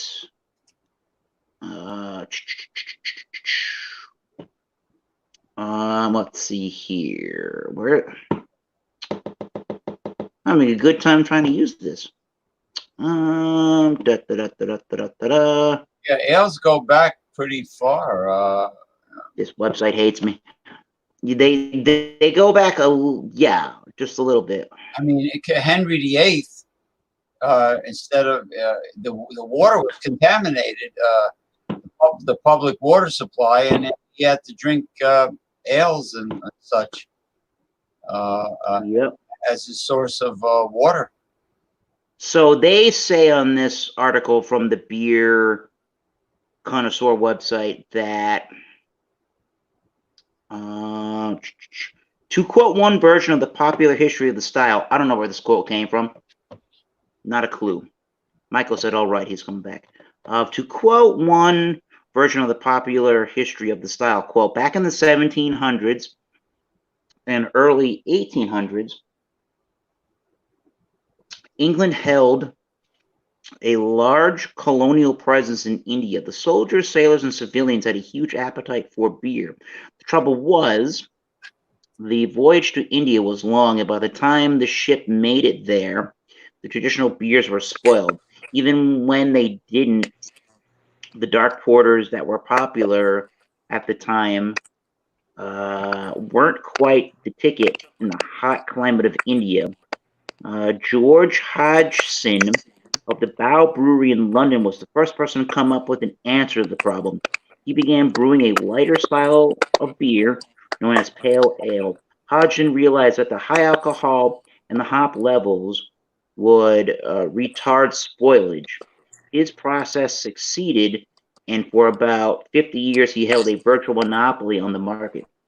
There you go. Yeah, he was just reading some of the history of IPA. Wow. Yeah. It was kind of discovered by accident. What else did they say? They said trouble is almost none of the above is true. Uh-oh. Well, ale and beer were being successfully exported to India and farther from at least the beginning of the 18th century. And while there was some spoilage, the beers were being sent out easily, or sent out could easily last a year or more in cask, which is their wooden barrel. Yeah. So nobody needed to invent a new style of beer to survive the journey better. Porter continued to be popular in India throughout the 19th century, and strong, dark beers were still drunk in hot climates from Sri Lanka to the West Indies. Pale ales were around for at least a century before George Hodgson began brewing. Really? Yep. And then in 1760s, brewers were being advised that it was, quote, absolutely necessary. They were advised that you had to add extra hops to beer if it was being sent to warmer climates, but there is no evidence linking this advice to any specific brewer, and certainly no evidence that Hodgson was the person who brought this plan up. And he said that when they were creating alcohol or the IPAs, they were probably no more than 6.5% alcohol by volume. And some might have been weaker in average for that time. So there you go. Huh. Interesting. Well, I can see them guzzling lots of ale in the hot climate of India, compared to merry old England.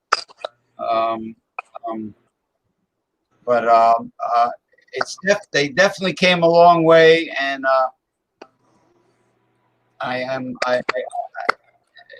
they are definitely eye candy to behold when you guys pour it. Now, just a little quick one here before I shut up about the history.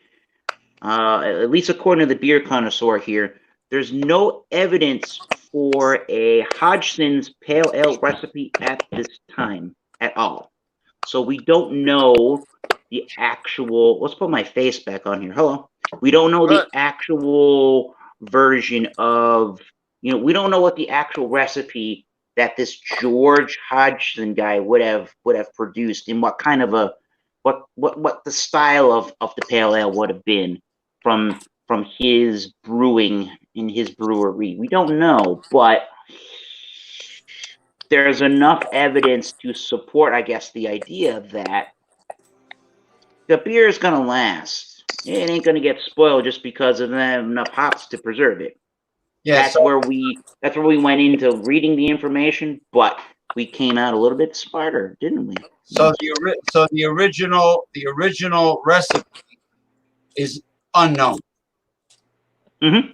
Original. Okay, now, Mr. Mike Hilton, what did you just pour?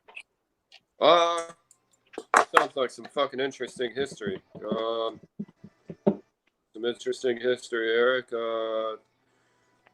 Guys, thanks for having me. Thanks for having me on, by the way, because I was like, oh, fuck streaming, fuck everybody. Thanks for having me on. Appreciate it. All right. Bavik Super Pills. Bavik Super Pills? Oh, as in Pilsner. Yeah, it's a Pilsner. Oh, okay. Bavik Super Pills. Where are they from? 5.2% alcohol. It's a product of Belgium. Not sure the brewery. Just as product of Belgium. Okay. They have a whole lot of interesting facts here. Brewery to Brandon beer. They do a couple of things. It's unpasteurized. It's orange. We have an orange beer, fellas. It's kind of clear. It's a very light amber. I kind of saw orange, but I don't know. Poor reviewing. One finger whitehead, bubbles, dark night rising, and really fragrant. Hops are, even though it's not that strong, you're getting the hops incredibly on this one. It can be a real kind of miniature version of a Sierra Nevada 40 anniversary. It's kind of like that a lot. Malty. Holy shit, man. All right, let's go. Let's get into it. Cheers. What's the alcohol content? Alcohol content, 5.2% ABV. 5.2. 5.2, James. It is it's a middle of the road. No. The show is everybody. Saw the chat. No, the show is everybody's. The show is everybody's, man. No. I'm waiting for you. I'm doing this for your review. You're getting a nice barley burn, as Ronald Theriot would say. Presto. It's a winner. Fruited front, bitterness at the back end, good lacing, good seaside feel. You are getting this lemon crisp, malty, bready rush to the beer. It has a nice sourness to it. Has a real nice sourness. Let me turn Dire Straits down here. We have Dire Straits going on TV. So fragrant. Just the hop potential on here, the hop profile on here is fantastic. Really refreshing thing. And if you get a beer from overseas, they will oftentimes be a lot more spot on than beers that you get here in the United States. It's just they are so much more spot on. Bavik Super Pills. All right. This is spot on. I'm gonna rate this 9 out of 10. It's a 9 out of 10. Okay, so that's like an A, an A minus or an A plus sort of. Like solid A, I guess. A solid A. So A minus. At least a 90% out of 100, at least. Yeah, like 94, 95 out of 100. They're pretty good, man. Yeah. Let me see. No, that's not it. Let me see. No, that's not it. Where'd Eric go? No, oh, there we go. Yep, we're playing some Red Dead Redemption, and we're going to be going into the mountains. We're going after the Wolf Man. All right, all right, it's gaming time on Shooting the Shit. Gaming time with Damien the Bounty Hunter Owens. Girls, beer, games, girls, beer, games, Girls. Well, Eric split. No, he's back. He said he's tipsy. Oh yeah. Yeah, he's not here with us. Unless he gets untipsy, he can always come back. Oh, there they are, big Timberwolves. Don't be here while you're sober. Well, he could. Hey, look, as the co-host might suggest. If you're here sober, hopefully it's the Sunday show. Hopefully we're doing the serious show when you're sober. Tonight, yeah, man, that gives me a great excuse to just be sober on Sunday or to sober up by Sunday night, and then I have just so much more time to sober up. That's a great idea. We did a show live not too long ago when you were sober, and we did a great political show on Facebook. Oh yeah, we did. And you were sober, and when you're sober on Sunday night, I mean, like when we do the show at 10:30 p.m., it's better because it's a serious show. And, yeah, when I'm drunk, as somebody on YouTube said, when I'm drunk, I get quite unpleasant, quote unquote. Well, then then you were chewing your Trader Joe's pizza with your mouth. At least it was Trader Joe's. No, that was blasphemy. You were lying down sideways, and your mouth was chewing into the camera. It was wide open. But that's the past. Hey, I'm glad we're all here. I want Eric back, but I'm glad we're all here, man. Yeah. Well, you could. You could get tipsy tonight. It's Friday. It's Friday night show. Yeah, Eric can do that. Hey, Friday night. Yeah. Listen, Friday. Anything is different.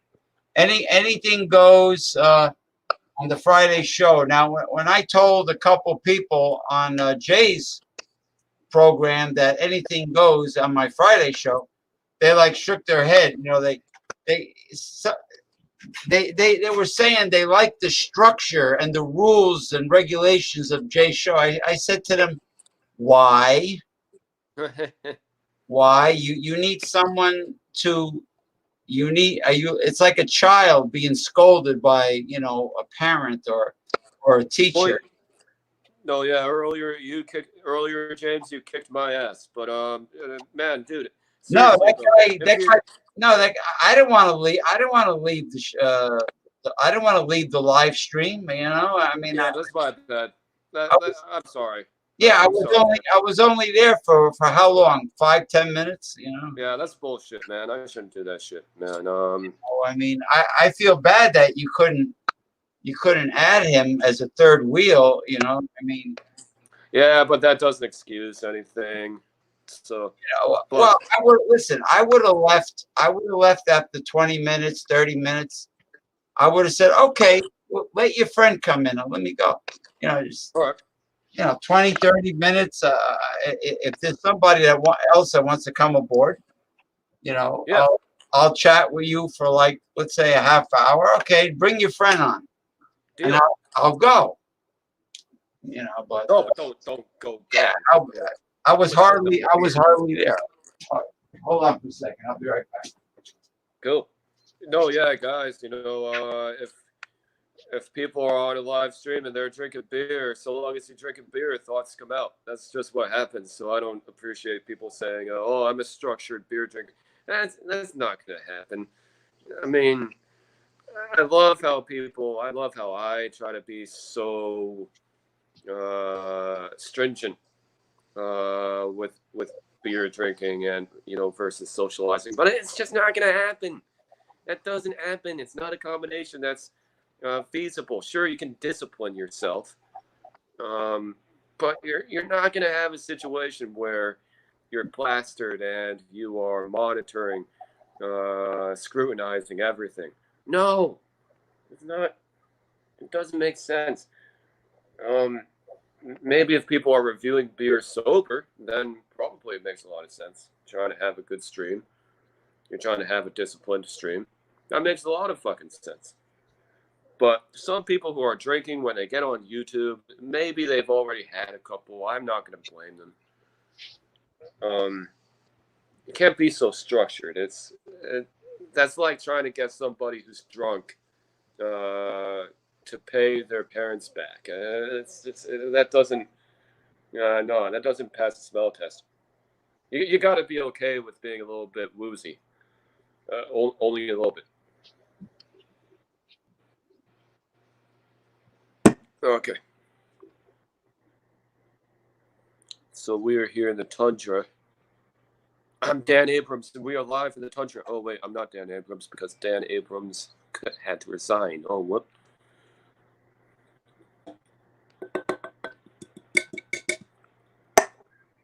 Nice. That looks like Dan Abrams. Looks like he's taking care of some shit. Cool shit. Oh, man, every time that barrel gun just goes off, it's, ooh, that is some fucking smooth effect there.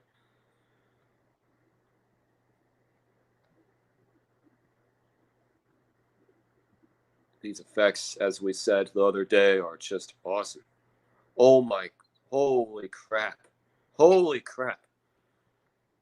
Ah, get it. Getty. Not Gotti yet, but Getty. Getty. Gotti. Calling it Gotti. Wait, not yet. Dogs without a leash. Dogs without untrained dogs without a leash. Saw that at a grocery store earlier. Somebody trying to walk a dog without a leash, untrained, into a grocery store. Holy shit. Guy was poorly dressed, acting funny looking. That was some weird shit. He had to go. Oh, man. Oh, I'm back. All right. He's back. Yeah, back, if I was you, I would bring your iPhone with you into the store and show the guy, say, look, I don't have a headphone jack. Do you have the adapters here? I don't have them here. No, I'm going to have to go. No, not you. The store, the guy that works in the store that sells that stuff. You know, show him your iPhone and say, look, do you have the adapter? I have no headphone jack. Do you have the adapter? Right. And right. You know, instead of you trying to explain what you need, you just say, look, I don't have a headphone jack. I need an adapter. And he'll go right to it. Oh, yeah, man. Yeah, that's definitely a good idea. Yeah, I don't think it's going to cost that much. A little thing like that, I highly doubt it. You know, it's just it really sucks that the Apple Corporation took them out. I think it's iPhone 7 and higher. Hey man, my old job didn't rehire me this week, man. That fucking sucks. I mean, I could just keep emailing them saying, you know, hey, I'm always here if you need me. But I was ready to go back to work. Just they told me you're more than qualified. Then I guess I don't know. I thought you quit. Yeah, I quit, but then I was trying. Well, contract ended. Plus, I kind of quit without. I shouldn't have, but I didn't really have a choice in the matter. But then I kind of stormed out instead of try to fight it. Were you a temp? Myself. Were you a temp? Did you get it through an agency? Were you a temp? I didn't get it. No, I know what you're saying. That's like staffing stuff. No, I didn't get it through an agency. I just got it through interviewing. And I got the job with less qualifications last time, which is really funny. So I wanted to go back to that place, man. Though, even though it's a contract, it's not permanent. Not to say too much. I mean, it could happen, but I'm trying to do a government job right now. I'm looking for. How do you look for government administrative office work? I'm trying to. I'm not trying to do too How much. do you I'm look for it? You could find that on Career Builder too. Oh, by the way, I successfully completed that bounty. Yay! Oh shit! Oh, so how many bounties did you throw in the back? Just one on that one, but it was the Wolfman. I got $78 and like some odd cents for it, which is not bad. Well, let's see here. Was that a dog bounty there, Dane? That was a legendary bounty, the Wolfman. Oh shit! So $78 in those days is sizable, I guess. Yeah. Well, since we're here, we're going to go out exploring, and I'm going to show you the landscape on how it fits into the whole entire United States. So you've seen the desert. That's pretty much the whole Southwest. I believe I'm down here in either West Elizabeth or New Hanover. So we'll just go out exploring so you can see what the landscape's like. You've seen the mountains. You know, they're very cold and rocky and snowy. So I believe this is West Elizabeth, and we'll just go out exploring. Then I'll show you Lemoyne, which is down in the southeast, and you'll see how that fits into like New Orleans and places like that. And then West Elizabeth and New Hanover, that's pretty much the Midwest. So let's see what we got here. I'm going to mute my mic, so let's see. I see the mist in the background by the pine trees in the mountains.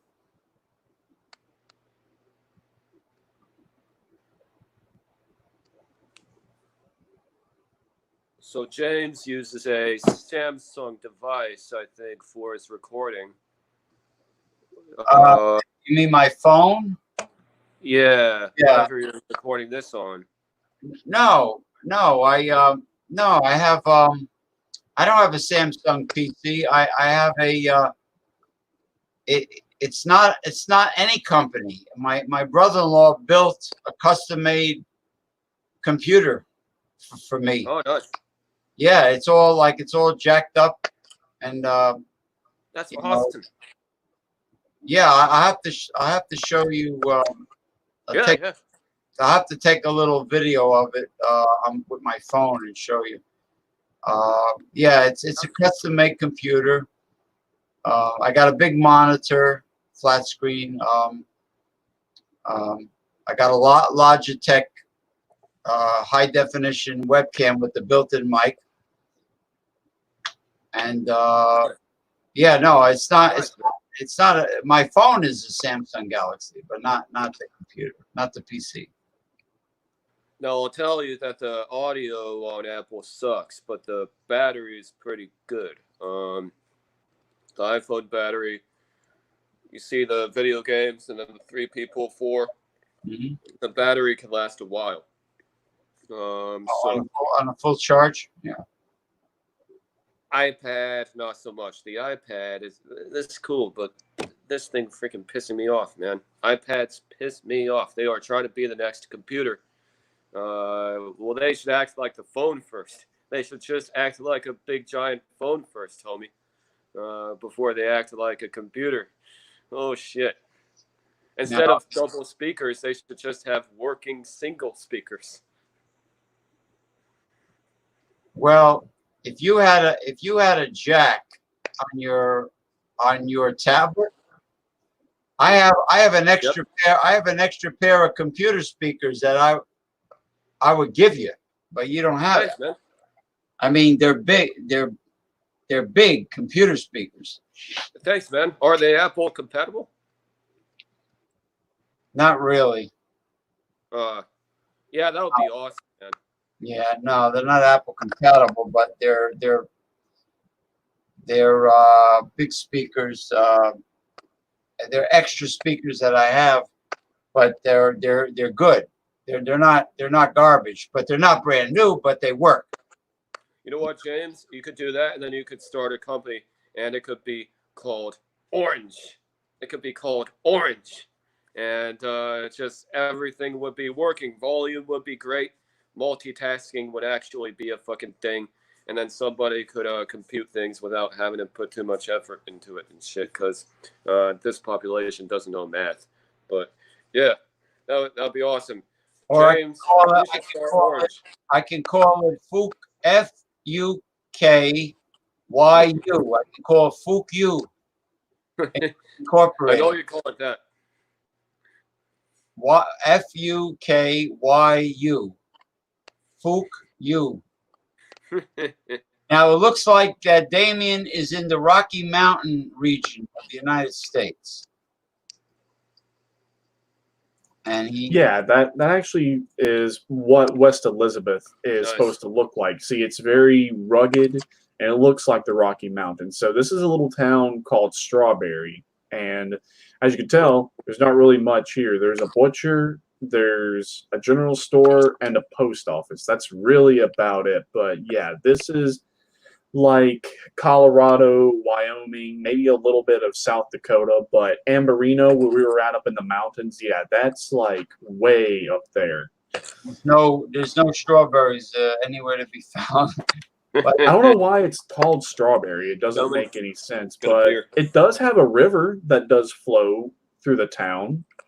I mean, is this? That's probably where they have a mill. You know, they're powered by water. Yeah, they do. I think. Yep. I believe that is the mill there, or is it down? The wheel. I see the wheel. Yeah, right there. Yeah. Right behind me. I see the wheel turning. Yep. All right. And then that's really about it. But yeah. So it has New Austin and then West Elizabeth. So now we're going to go over to New Hanover. Show you my favorite town over in New Hanover called Valentine. So is that those western towns? Are they typically that small? What you just showed me?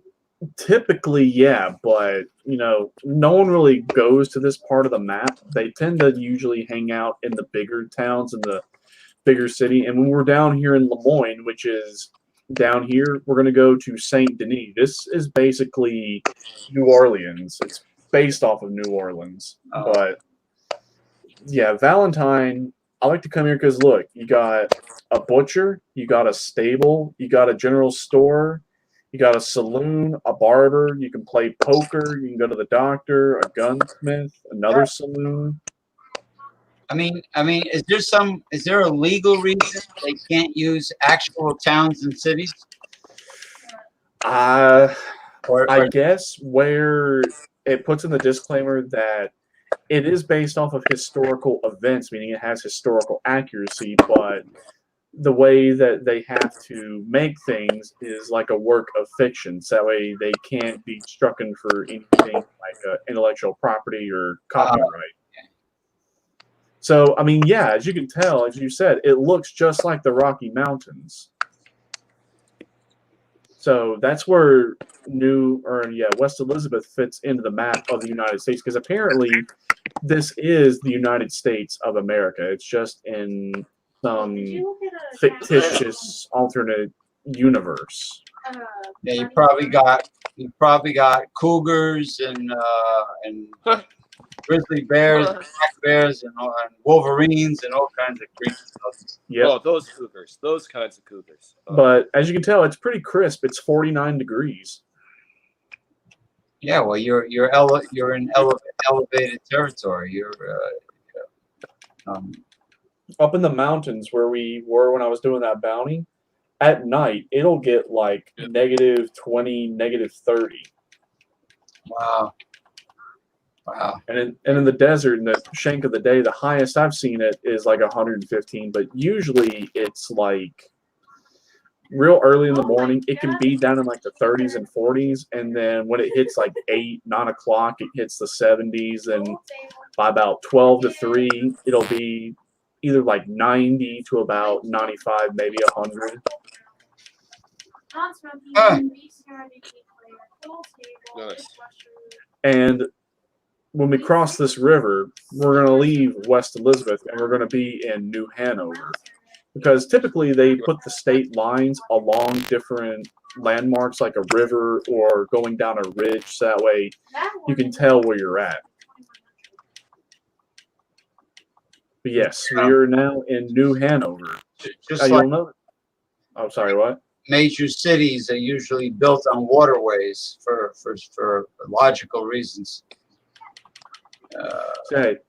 This part of New Hanover is a lot like West Elizabeth, but you'll notice it will go from this rugged terrain to more like lush grassland, like a rolling plain almost. Yeah, I noticed that it's not as jagged with a mountainous region now. It's more like a forest and open grass, like you said. Oh, look at the hot tub. Yeah, I don't see. Yeah, it does look beautiful. If they're wide like that, that's a hot Oh yeah, I mean it's so realistic. You know what I mean? Yeah, video games, they've come a long way since Pong and Super Mario Brothers. Yeah, and Pac-Man and Space Invaders. Well, no, Space Invaders is ancient. Well, yeah, it's an ancient game, but they brought it back and made it popular again when there was the Nintendo 64 back in the mid to late 90s, and then they also brought it back on the first PlayStation, which is around the same time period, late 90s, early 2000s, and it brought like a revival of the classic arcade games to make people want to play them again. I liked Asteroids back then. Asteroids. Fuck yeah. This one has. Yeah, asteroids are coming at your ship, spaceship, and you fly. Kind of sounds like Galaga. And then the farther you get in the game, the more asteroids are coming at you. It just gets like more challenging, like Space Invaders. Out of control. Yep, this is Valentine. This is a little bit of a bigger town, but it's got more in it. Yeah, I forgot those roads in these towns were very muddy. We used to throw everything out there. Oh yeah. Yeah, there's been times where I've had saloon fights and I've ended up here in the street and got all muddied up and all that. But let's see. Since we're here, let's go into the saloon.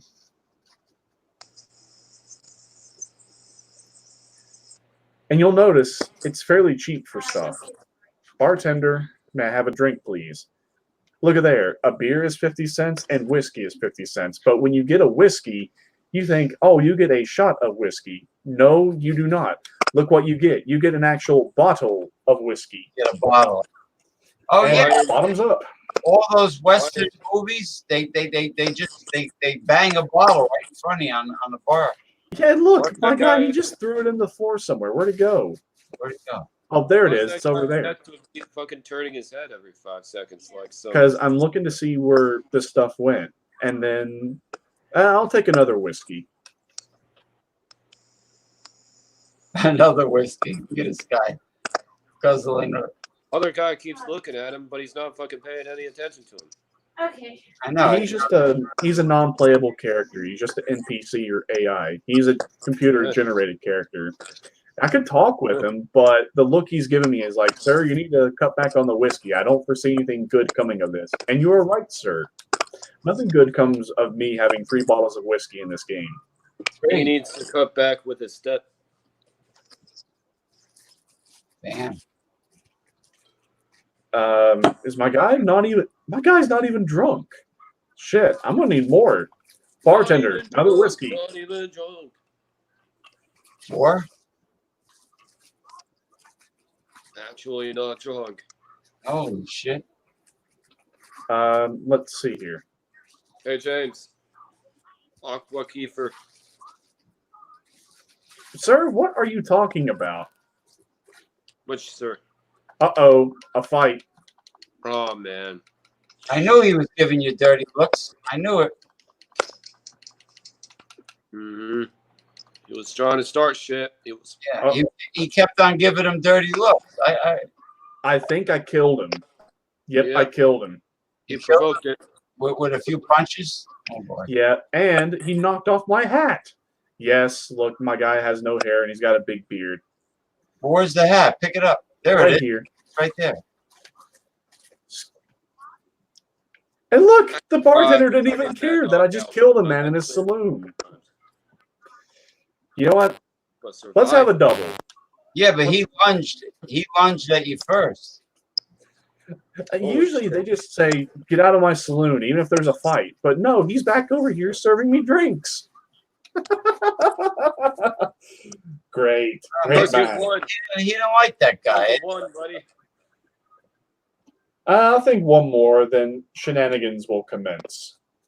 I can see my screen changing. My guy is drunk. 5 bottles. And no, that's 7. I had 7. And you throw them on the floor, too. You don't even... Yeah, they're all over here. They're all over here. That is a nice looking bar. There's a chick in there, too. No, go back. Go back. Go back. There's a girl in there. Oh, wait, sorry. I don't know. Let's see. Let's see what she does. Too? Let's wave at her. She's commending you about your fight. Hi. Are you not going to do anything? Thanks for taking care of my domestic abuse committing husband.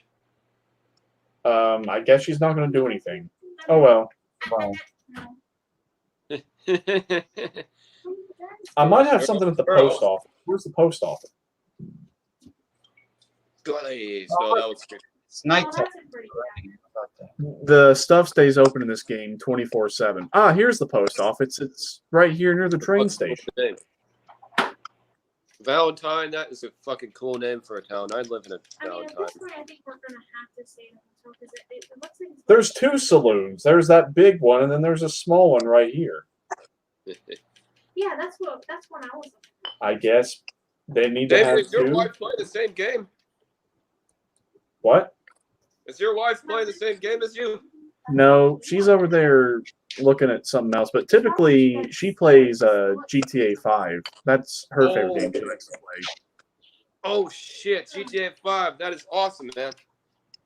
She either plays GTA 5 or 7 Days to Die. That's typically her favorite game she likes to play. So let's see. What do I have here at the mail?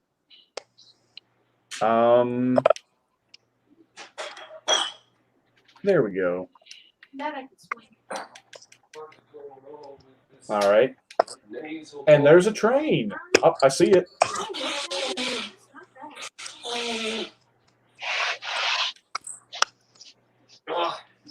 Let's see. Can I jump on the train? Something going on in the air, man. What's going on? I'm going to see if I can jump on this train here in a minute. Go for a train ride. All right. Actually, you know what? Since it stopped, I'm just going to hop on it. Let's go for a ride.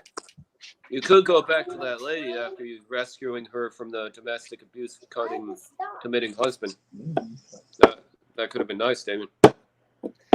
She wouldn't do nothing. You saw her. She wouldn't do anything. Yeah, that happens every set. Hey, you know what I could do?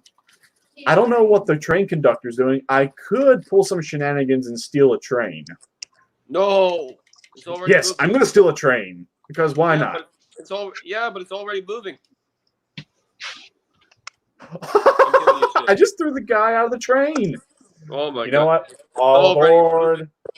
It's already moving. Why would you throw the conductor? It's already moving, Damien. I just stole a train. Yes. What the fuck? Uh-oh, I'm wanted. Holy God, I can't say what the fuck, though. Cheers, guys. You wanted. Yes. That was so worth it. But anyway, now we're going to take a tour of the countryside on the train tracks. Cool. Yes, that is so economically and environmentally friendly. Look at all that black soot just spewing into the environment. Yeah, coal. Good old coal. It's like Terminator, man. Not King Cole. Not King Cole. That looks pretty cool. All those rocky ridges. That looks pretty cool. Then over in the background's the mountains. Well, that's natural soot, right? It's not synthetic or I guess it's toxic, right? If you... Wait, did it? Why did it put me on this track? I'm supposed to be on that track. Oh no! Don't tell me! Don't tell me this track's going to dead end. Because you stole the train, motherfucker. Karma. Oh, I thought it would be pretty. Oh no, the tracks remerge right here.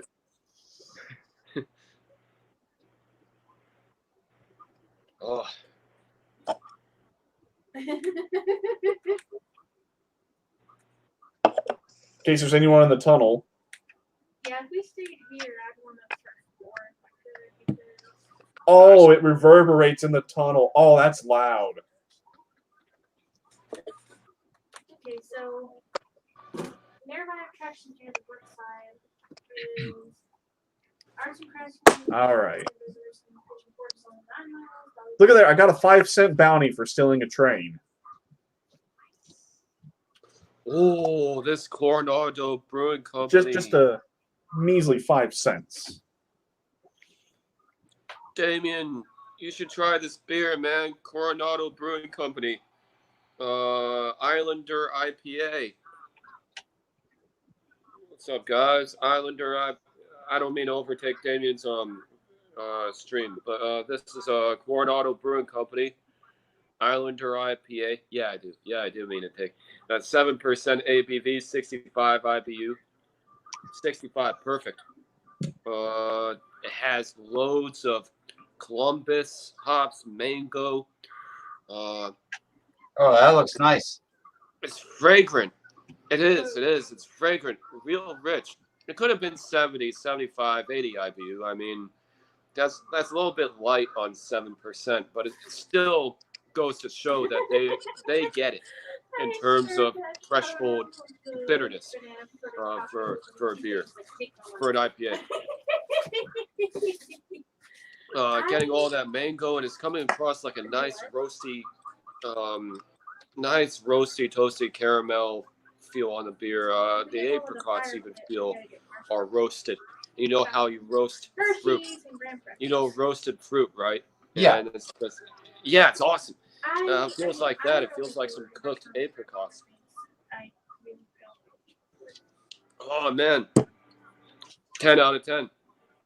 10 out of 10. They gave it a little bit of a weaker review last time had it, but this is an awesome beer. Eric would be crazy about this beer, man. He was having Westies while I was having Hazies. We switched the other week. That's nuts. The description, our tribute to Coronado Island. This West Coast IPA blends my favorite hops, Centennial, Chinook, and Columbus hops. That's sea hops, but they do a good job of it for a potent burst. Yeah, it's very, very hoppy, and it's very fragrant, so you're getting all those hops. Of piney, yeah, it's very earthy, it's very floral. Bitterness and lush notes of apricot, grapefruit, and mango. Perfect fruits on a beer. And then it's a 6-pack of sun and swaying palms. I wouldn't say that in the description. That sounds a little ass-kissy, but so enjoy it with your friends and be a hero in your own backyard. I mean, 7%, you could probably split this with a buddy, and that would be good, and you would keep your wits end because you're having 7%, maybe 4.5% ABV. Where is the brewery located? My good man, it is located. My good dude, it is located. Oh, World Beer Cup champion, nice. It is located. Coronado, California. Coronado, California. Coronado Brewing Company of Coronado, California. And then girls. There's a lady on there. You see it? Oh yeah. That's a nice can. Any beer with a lady on it is a sexy looking beer. So I like the look of I like dark beers and fruity colored hazy IPAs too. Do you like fruit forward ales? I mean, That's different. That's where they put all the fruit at the center. They barely have any hops. It's not bitter. No, Sweet. I like more. I like a good amount of hops, malt. Yeah, I like hops. So like Who's ready 65 for the rest of the train tour? Oh shit! Let's go back to the All right. So yes, this is considered the heartlands. See, it is pretty much the center of the entire map. So yeah, very lush green grassland. Nice.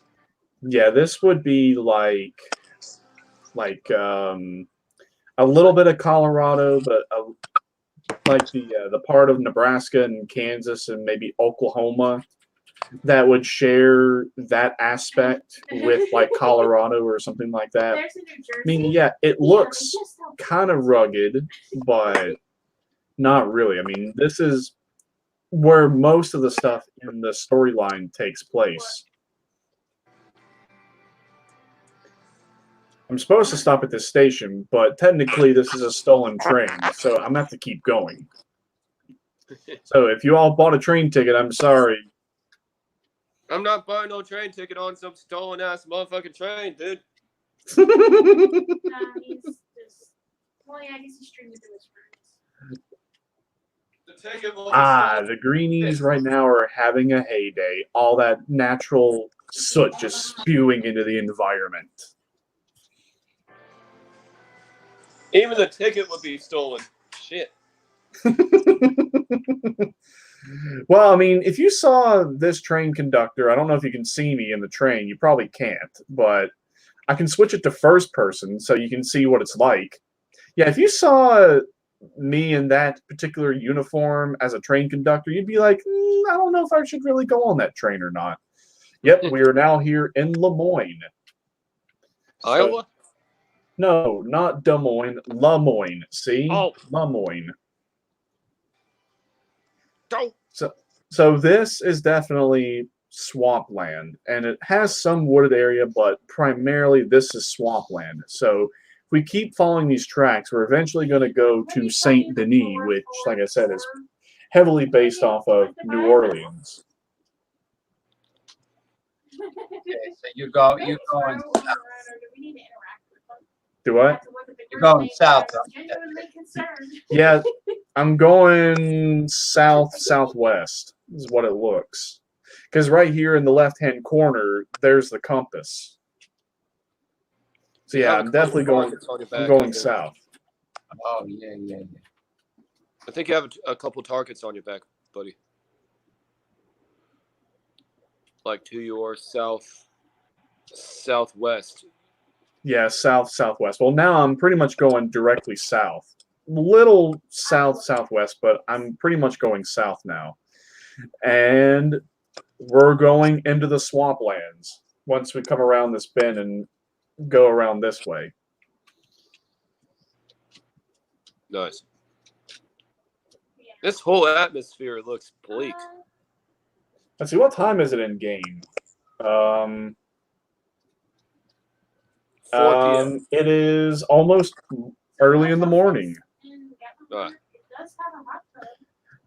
what's the temperature? I missed the temperature. And we're at this place called Scarlet Meadows. Oh, it's 70 degrees. So, yep. And welcome to the swamplands. Nice. Oh, this is narrow. Oh, I do not like this. If you are claustrophobic, that would drive you nuts. Are we going to come across the dead marshes? You got that hanging Spanish moss. Right. I'm glad I've got this light because, honestly, with the swamp fog, you cannot see 5 feet in front of you.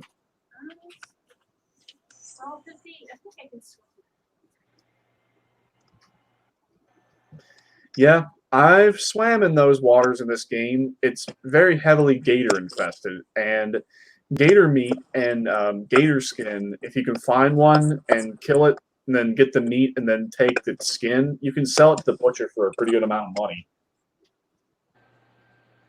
Shit. Yeah, was it mostly the tail, right? The meat. I think so, but we're coming up on the major city.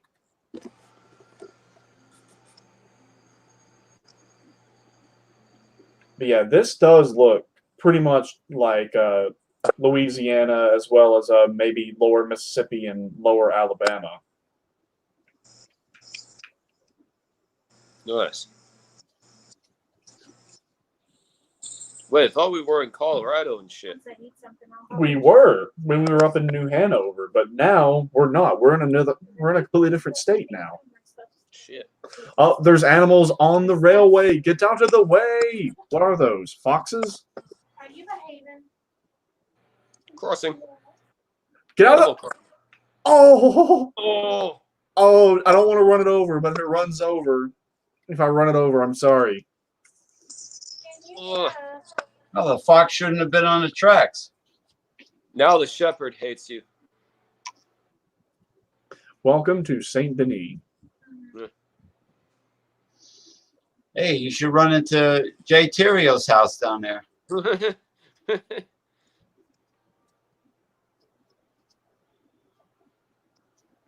Saint Denis.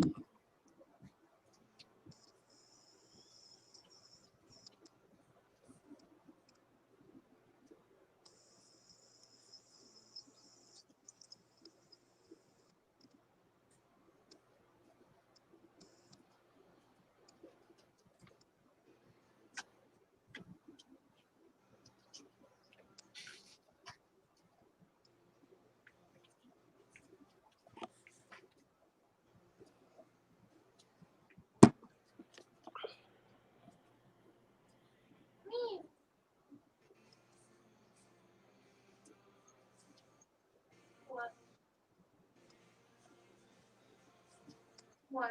This one?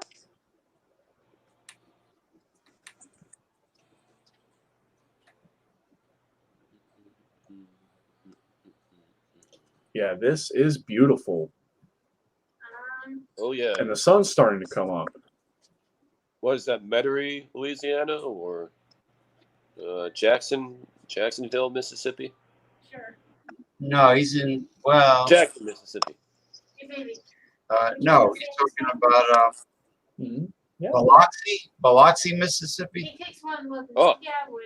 And just, That's on the Gulf. not even Like Right. Mobile, Alabama's on the Gulf. Yeah, yeah, well, as long as there's Right. as long as there's good pussy and food, I think you're good. If you see Phil Bryant, he might try to start a fight with you. I don't know. well, like I said, this city is based off of New Orleans, like the way it looked back in that era, and it still does in like certain parts. It still looks like this, but Yeah. Cuddle in this feet. Yeah.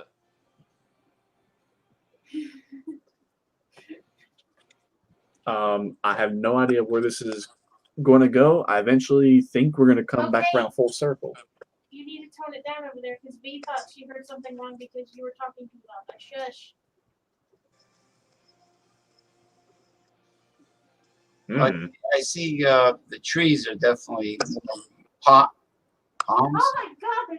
There's a TV Or, over or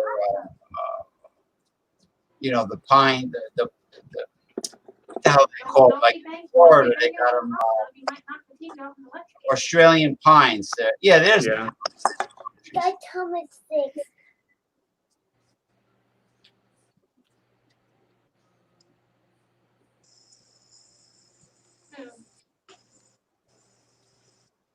Telegraph Road by Dire Straits. And Oh, there's two of them. Dire Straits Telegraph Road. Love that song, man. Yeah. Oh. Oh, walk away, walk away, walk away. Walk away. Man. Dire Straits. They are straight from Australia. I think so. I don't know. But just that whole money for nothing and Chicks for free, yeah.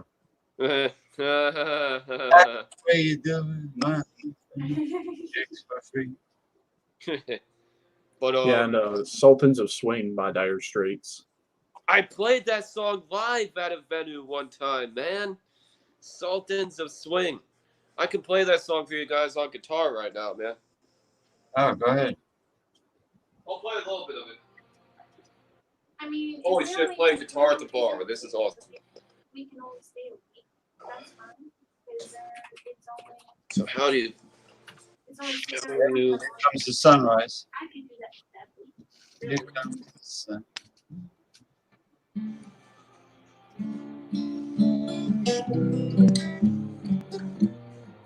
I can do it. At least, I can work something. Something out. Yeah. That's 12:50. Oh. Oh, I thought we were gonna go on Nope.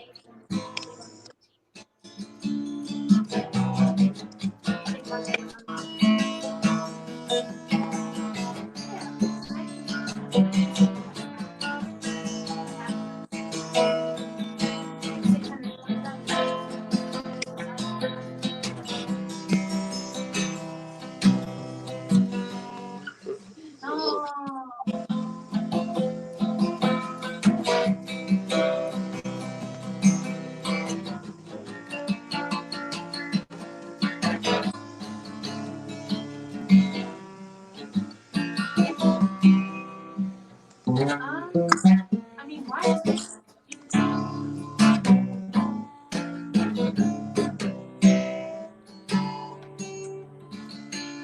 Okay, no.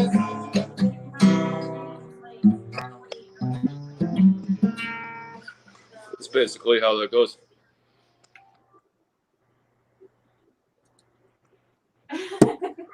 Yeah, that's an interesting. Now, what do they consider that beer? Was that an IPA or a lager? What was that considered?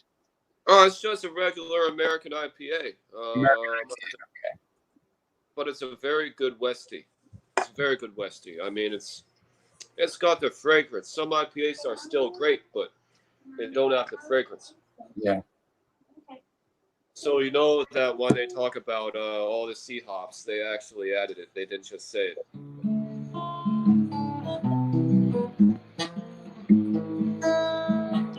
All right, so yeah, we did cross back into New Hanover, but this is in a place called Roanoke Ridge, which is very similarly like near where I live. So this is kind of like the terrain where I live.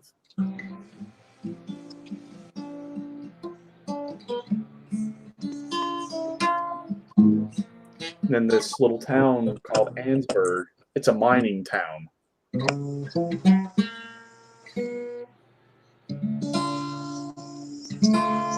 Sure got plenty of coal. Yep, see? Up there's the mine.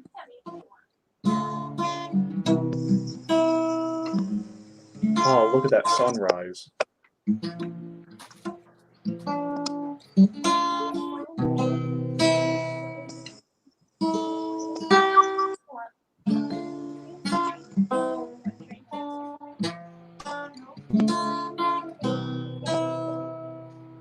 Okay, child, I'm not that hard of hearing yet. And you Oh shit! got 10% your mouth battery. over there The other table. before I box yours and make you permanently deaf. Oh, stop it. It's fun. Let's just have a little fun.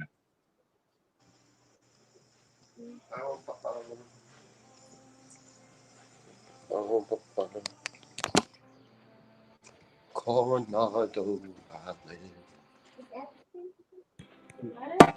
Hurry.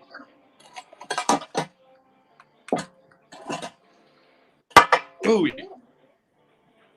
Holy shit, where's my charger? Motherfucker, what happened to my charger this time?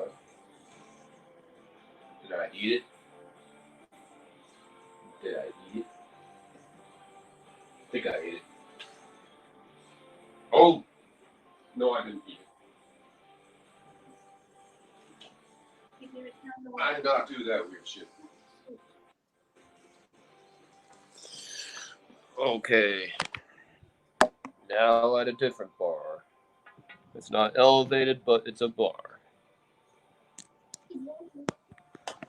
charge the phone.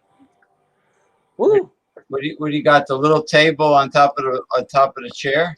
No, I don't have that. I have the dining table, James. So the battery ran out. I have the dining table now. So now I'm just doing that. And I don't get the nice view with the lights anymore because I had to transit over. I don't have like a power bank. Yeah. To carry over to the outlet. I don't have that. So I have to be makeshift about this. It's very, very makeshift. I'll probably install a real bar. That'll be closer to Ooh, the that's a outlet. nice waterfall. So yeah. Yeah, you're right. So well, I mean, you're talking about the plugging in the tablet. Yeah, try to plug everything in. Yeah, that's one hurdle I still have to get over. Well, you could buy a 10-foot USB. Oh shit! They have Apple compatible 10-foot long USBs. 10-foot USB. Nice. Yeah, I 10-foot USB. I had a 6-foot. I had a 10-foot. You know. Nice. That's awesome, man. That's a good idea. Yeah. Well, we've got over years. Gonna get my keyboard.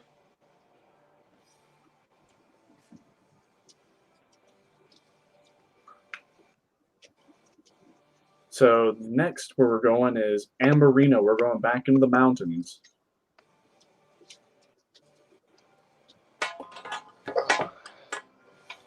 Now, is there is this just right now you're just pretty much on a joyride on this train, or is there any a monetary gain you can get? Yeah, just joyriding so you all can see the landscape. Oh, all right. Nice. Yeah, so this you're is free kind mode. of like where I live. This is a lot of the ways how it looks around my place. So, especially if you go up in the mountains. Oh, you mean like you're by the Appalachians, right? I live in the Appalachians. Kentucky, Tennessee, West Virginia. Well, he's eastern Tennessee, which is right where the mountains are. Oh yeah. Holy shit, that's Tennessee. Yeah, you know, near Virginia, North Carolina. Yeah.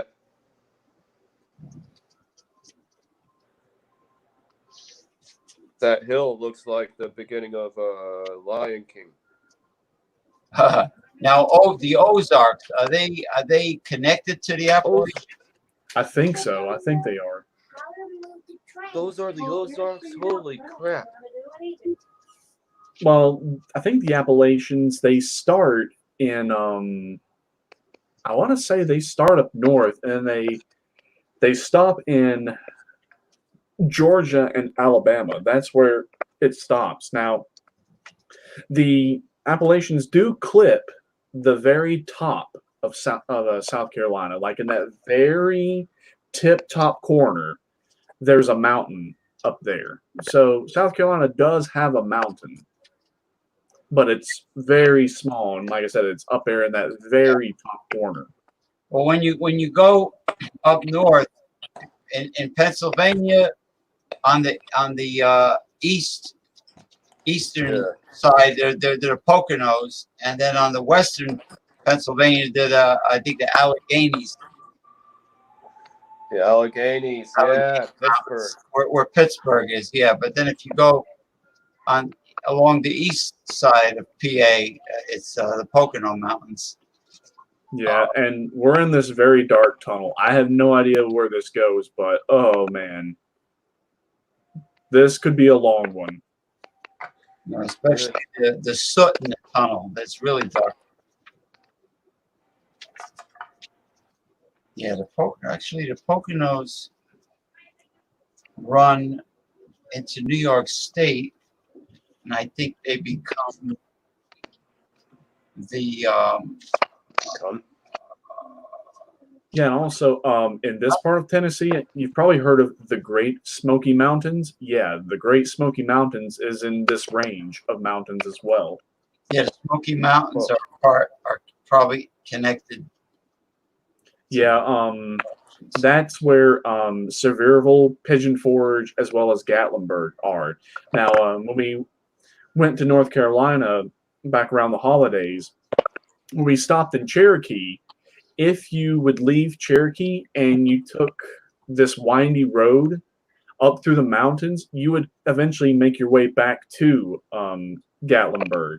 It's about I want to say like an hour and a half, 2 hour drive, and it's really windy mountain roads up through there. So I think that's called the Smoky Mountains Parkway. So if you really want to take the scenic route and really take in the environment of the Smoky Mountains, you would want to take that route because it is beautiful. Now you're probably wondering, where's the highest mountaintops in the Smoky Mountains? Well, the highest range is in North Carolina. Like you've probably seen me do reviews of Highland Brewing Company beers out of Asheville. Yeah. They're in what's called the Highlands. See, when you go there on I-26 where I'm from, you go through the mountain foothills, and then you go up this really tall mountain, and then you cross into North Carolina, this little place called Sam's Gap at the top of the mountain. I want to say it's like 3,700 and some odd feet. And then you come back down, but those mountains, they're in like the 3,000 to 4,000 range, but the highest one, I think, is like 6,000 and some odd feet. But that's the highest mountaintop, and I forget what the mountain in particular is called, but that's why it's called the Highlands, is it's literally the highest part of the range. Now, where we're at, yeah, we're in the mountain range, but we're not in the mountains themselves. We're down in the valley. Like, our elevation, I think, is like 1,100 or 1,200 feet. Right. Now, Stone Mountain, Georgia, is that actually a mountain, or that's just the name of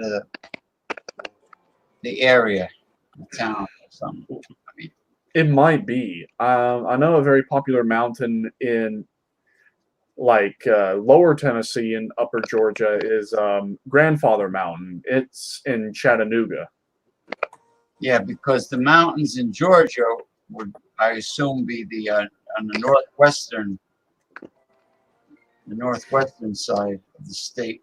Well, yeah, northwestern and about the middle of the northern part, but yeah, this is Ambarino where we're at. I mean, these are the mountain foothills. I mean, this is basically South Dakota. If you were to look at the way South Dakota looks, this is exactly how it looks in real life.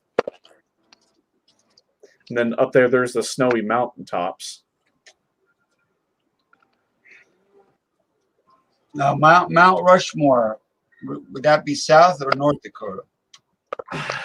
I think it's in South Dakota. Oh, like where Deadwood. Deadwood is South Dakota, I think. Deadwood. That was, I think, 3 seasons, and yeah, it was a TV series. Yeah. I think every episode somebody died. Well, yeah. That's where Wild Bill Hickok got shot in the back of the head because he had his back. He didn't have his back to the wall when he was playing poker. No. Yeah, well, it was the brother of somebody that challenged him to a gunfight. No. Of course, his brother lost, And he was gunning for Hickok, and he got sloppy. And when he was playing poker in Deadwood, you're not supposed to have your back open. You should have a wall behind you. Yeah, kind of brought it on himself. You got careless. I wouldn't go to a town named Deadwood. I would steer far clear of that. Now, it's a real town. Yeah, there's nothing really up here except the Native Americans live up here. Oh, the Sioux, Lakota Sioux. Well, that makes sense. Yeah, like a chief sitting bull. nation, as they call themselves. It's a very pungent title. Yeah, Deadwood looks pretty big. Actually, looks like a big town. Well, you know, it's 2020. Yeah. It's not gonna look the way it did when Hickok was there. No. But Well, it'll the still year in have this one is 1899. Yeah, like the Victorian era. 1899, almost the turn of the century. This was like right where I when live.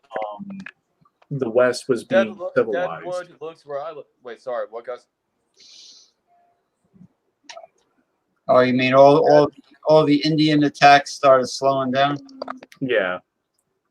That Deadwood and, you know, looks like outlaws and the notorious gangs, they were dying out, all that good stuff. But Yeah, we're back in West Elizabeth now. Let's see if it takes us back to the desert. you had miners that got bushwhacked and they got shot in the back, and the deed to the mine was stolen, and you had all kinds of. It's mostly a lot of mining. That was the primary industry we have that in California, back up then. near Shasta and Whiskey Town Lake. We have a ton of mining up there. Oh, in the Sierra Mountains, Mount Shasta. You know about Mount Shasta, man? Holy Yeah. shit. You do know a lot. Yeah, I know about Shasta. It's haunted. It's haunted. There's a Native American there's spirits up there that, you know, people went up there and they never found them. They never came back down. I heard a girl screaming one night while I was camping there. You were camping? I was camping there. You were camping there. You know, mountain lions up there. Well, with other people. Oh, but we heard the girl scream, and we woke up. It's like, what? That may be something for Frank, but still. It could have been a Sasquatch. Could have been a Sasquatch. Sasquatch. Wait. So Sasquatch will use a girl screaming. Oh no, they wouldn't scream like a girl, but they could use it to lure people, kind of try to lure people in. Yeah. Well, spirits, evil spirits can. They call them shapeshifters. They can take any form they want. They can take any form they want. They can make any sounds they want. You know, I know about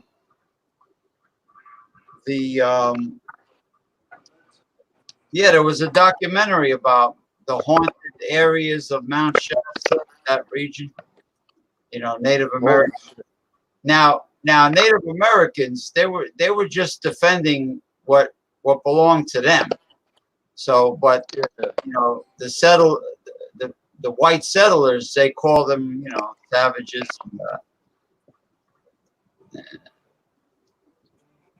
You know, but maybe because we took their land and shit. Maybe that's why when you go camp there, you hear a fucking girl screaming. You know, they not only took their land, they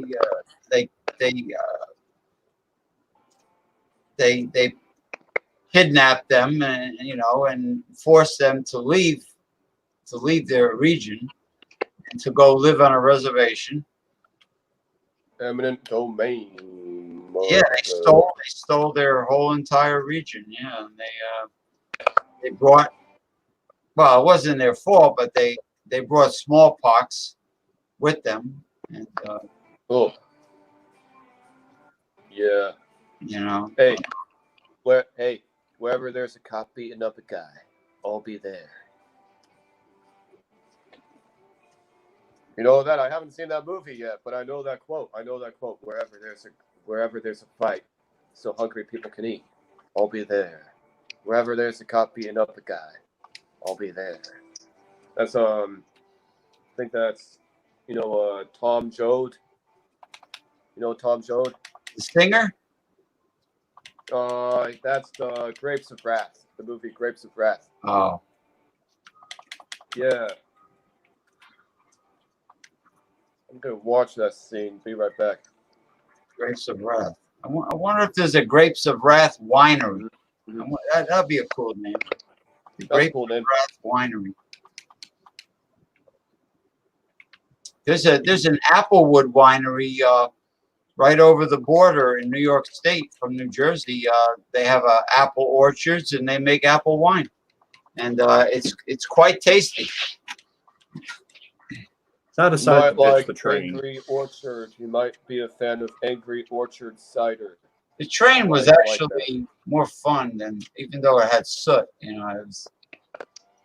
I don't know. You might like Angry. You might like Angry Orchard cider. I've had it. I actually like it. But you know what? Yeah. I still say the Woodpecker from England is the driest, best tasting hard cider. Woodpecker. Woodpecker hard cider. Hard cider from England. Yeah, it's Angry Orchard's not bad. I would definitely drink an ice cold frosty Angry Orchard. Oh man, and their pear version, just you chill with that for a little while, and just you're good to go. Woodpecker, 3.5% ABV. You could probably have one of those and not even get drunk. It seems like it has next. Oh yeah, you could suck them down. Yeah, you could have a whole cooler full of them. Oh, you can have one when you're sober. Basically, you can basically drink one when you're sober. Yeah, you won't. It'll take a lot of woodpeckers to get intoxicated. So it's like kombucha, basically. Yeah, some of them are too sweet though. Like I think there's a woodchuck hard cider. What do you think about kombucha? Oh, I never had kombucha tea. What? I never had. You've not had kombucha tea beer? No. They call it tea, but it's kind of beer. I know what it is. It's a live mushroom that you keep alive. You don't kill it or cook it. You keep it alive, and it ferments. It converts the sugar in tea. So what you do, you make a sweet tea. You make a very sweet tea, and you put the live kombucha in it, and room temperature, and you let it sit in the tea for the right amount of time, and it's a living fungi. You don't kill it. It keeps growing, and as long as you take care of it, it lives. Oh yeah, it will stay there for a long time. It lives and grows and lives and grows, and I'm gonna go chill at Modelo. You could order it online, Michael. Yeah, you could. Okay. I'm gonna chill at Modelo. A live kombucha, you could order it. Oh hell yeah! And, I'm doing a Modelo right now, though. Modelo is awesome. All I have to do. Oh yeah, Modelo. I like Modelo. All you gotta do, man, is just get the beer and put it into the freezer because they serve it in a glass. Well, put it in the freezer for like 20 minutes. 20 minutes or 30 minutes. And they do this crazy thing where they serve it in kind of a glass. You already have a glass of that, man. What, a frosty mug? No, Modelo. Modelo Especial. Yeah, it's in a. They got them in like an interesting bottle, like an hourglass. It's like bottom heavy, and it gets thin. It's interesting. I'm gonna chill it for 5 minutes because I see that we're on 2:48 already. So I'm gonna try to get this beer in on this stream. Yeah, it's 3. No, it's 3. It's over here. It's 3 a.m. Believe it or not. 2:48, almost 3 a.m. So you started this at around 12 o'clock. I'm sorry, man. I made James start this live stream at 12 o'clock. I could have had him start it at 11. And then lastly, here's the plains. Yeah, this is the plains part of New Austin. So This looks pristine. Well, then even the clouds are a little bit bleak, man. So everywhere you go, at least one thing looks bleak. No, it's extremely realistic game. That's all I gotta say. It's very yeah. I mean, actually, the scenery is more realistic than the faces of the people. If you get a close up of the faces, I mean, it's a lot better than the Mario Brothers. I grant it, but I mean, the scenery is like very realistic. I mean, my guy looks pretty realistic. Yeah, he does. He does. The girl, the skinny girl in the bar. No.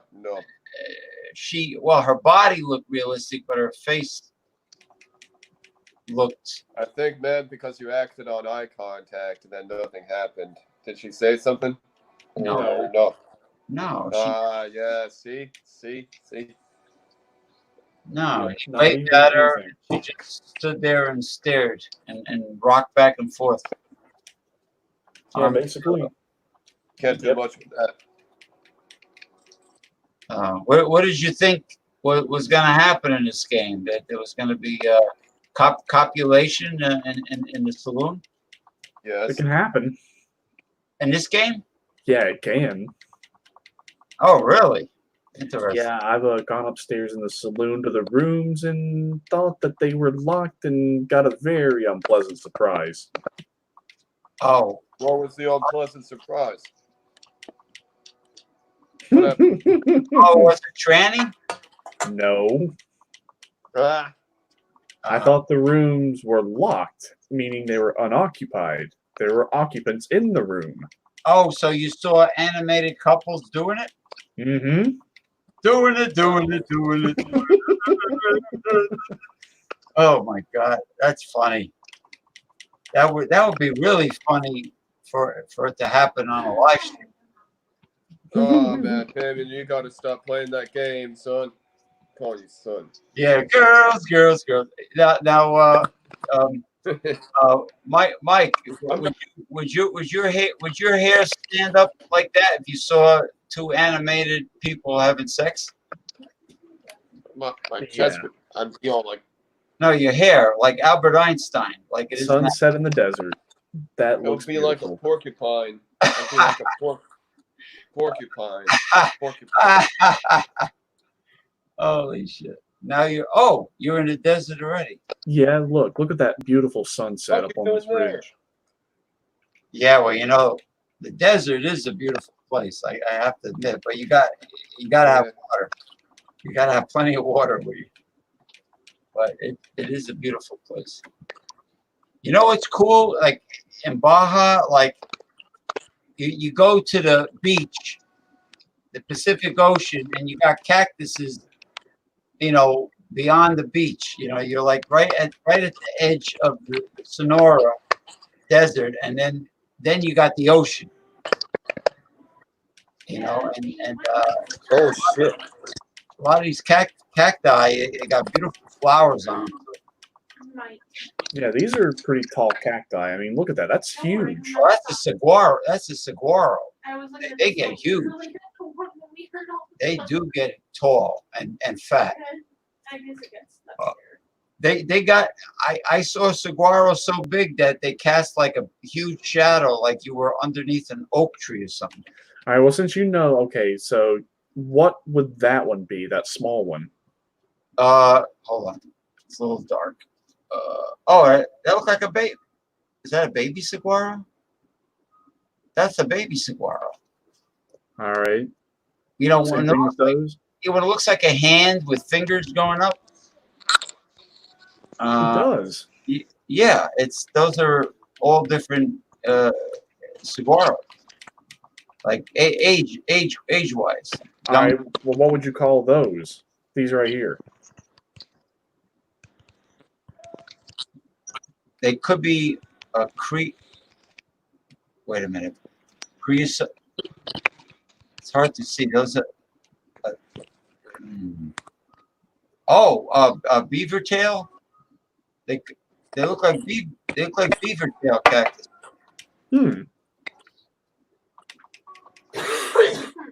Yeah, you can eat the fruit from, or no, the Mexicans call them nopal, and they do use it in recipes.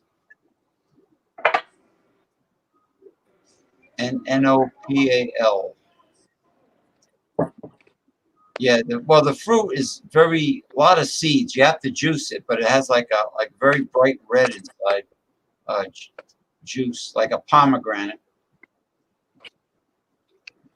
But of course, what the Mexicans do, they shave it. They shave the needles off, and then they slice it up. I had barbecued pork ribs in sauce with nopal, sliced up nopal cactus pads, and it was really tasty. It had like a citrusy flavor. Okay, Mr. Michael has looks like he has a Modelo Especial. Is that what you got? There it is. Very refreshing beer. Whoop, there it is. Whoop, there it is. Now, are they called? Is that saying the ABV? That be a lager? It is a lager. It doesn't really act like one, though. I mean, you even see in the SRM in the beer, the original gravity is pretty I think I'm high. gonna log from the game and stop the screen sharing. Let's see what happens here. Oh man, nice. This is awesome. Modelo is freaking one of those beers where was that? Yeah, they put the foil around it. I like it a lot.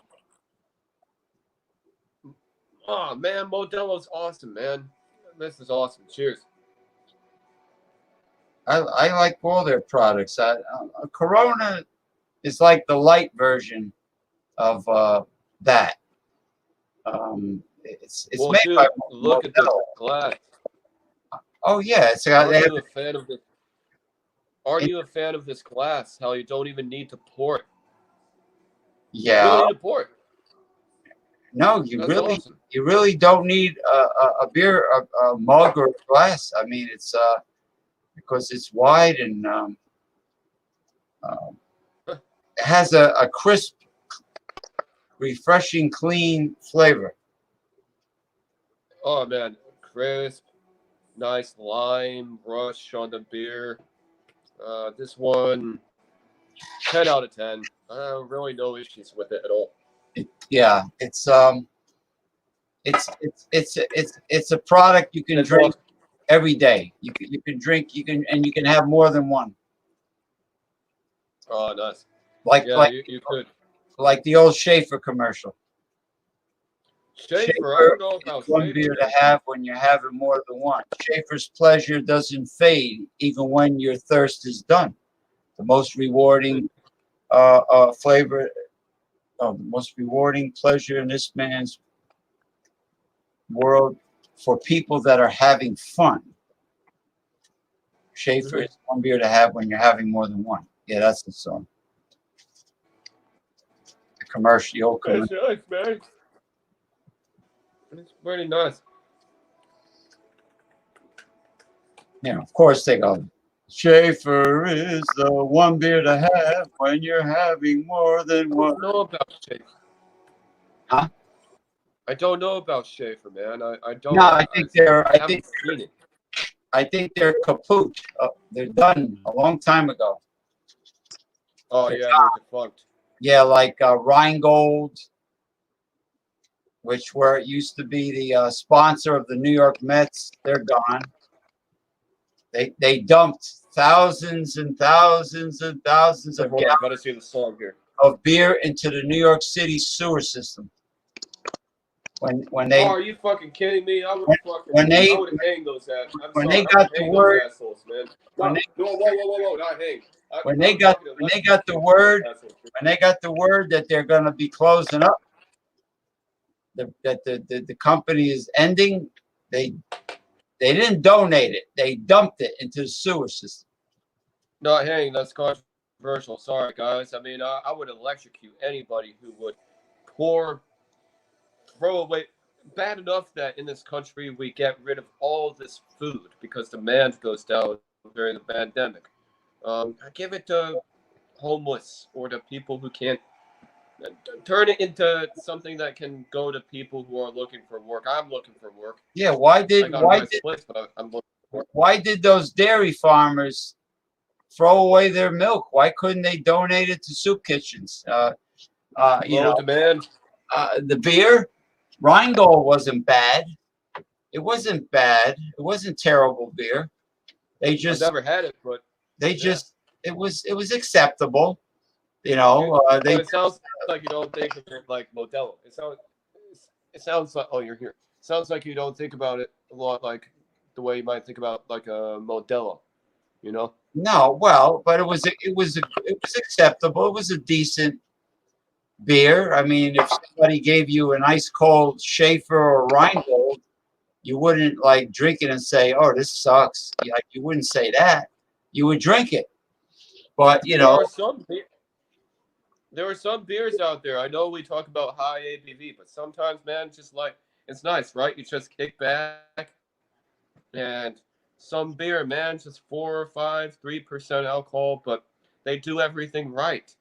I don't always want. Well, look at Genesee Cream Ale is only like $4.50 for a 6-pack.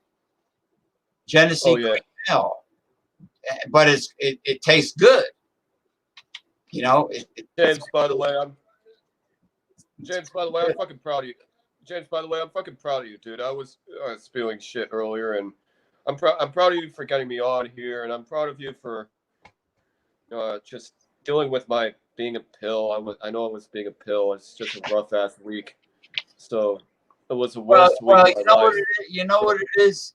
You abruptly told me to leave. You didn't explain it. No, not like that. I was not trying to tell you to leave. It's just I worded it wrong. Yeah. I could have said to John, hang on, I still have James on live stream, and then you can join in 20 minutes, John. Don't worry about the microphone. You'll get an adapter. You'll find an adapter. Don't worry about it.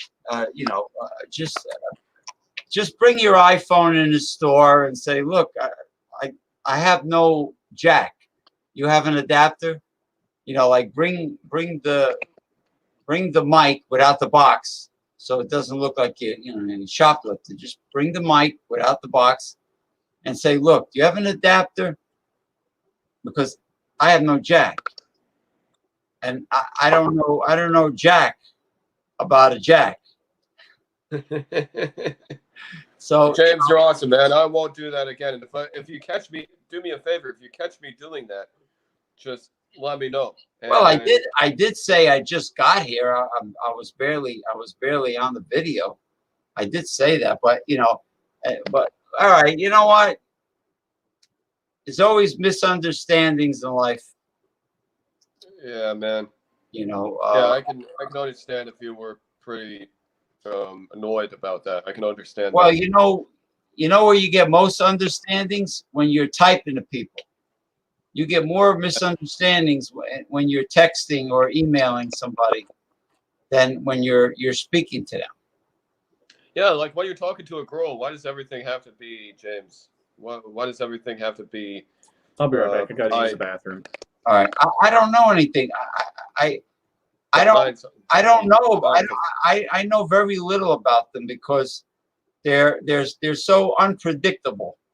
They're like. I'd much rather say you go up to a girl on the street and you say hello and she says hello back. I'd much rather all the progression happen in like an hour or this is hour what and a half. This is what girls are like. Light switch, right? On, off. On, That's off. what I said. On, yes. off. On, off. Oh. On the street, a lot of the time, they're like stranger danger. In the bar, all of a sudden, though, everything's cool. I don't understand. Yeah. That's a very creepy light switch. I just want to show you. This is what the tripod looks like for the cell phone. Oh, nice.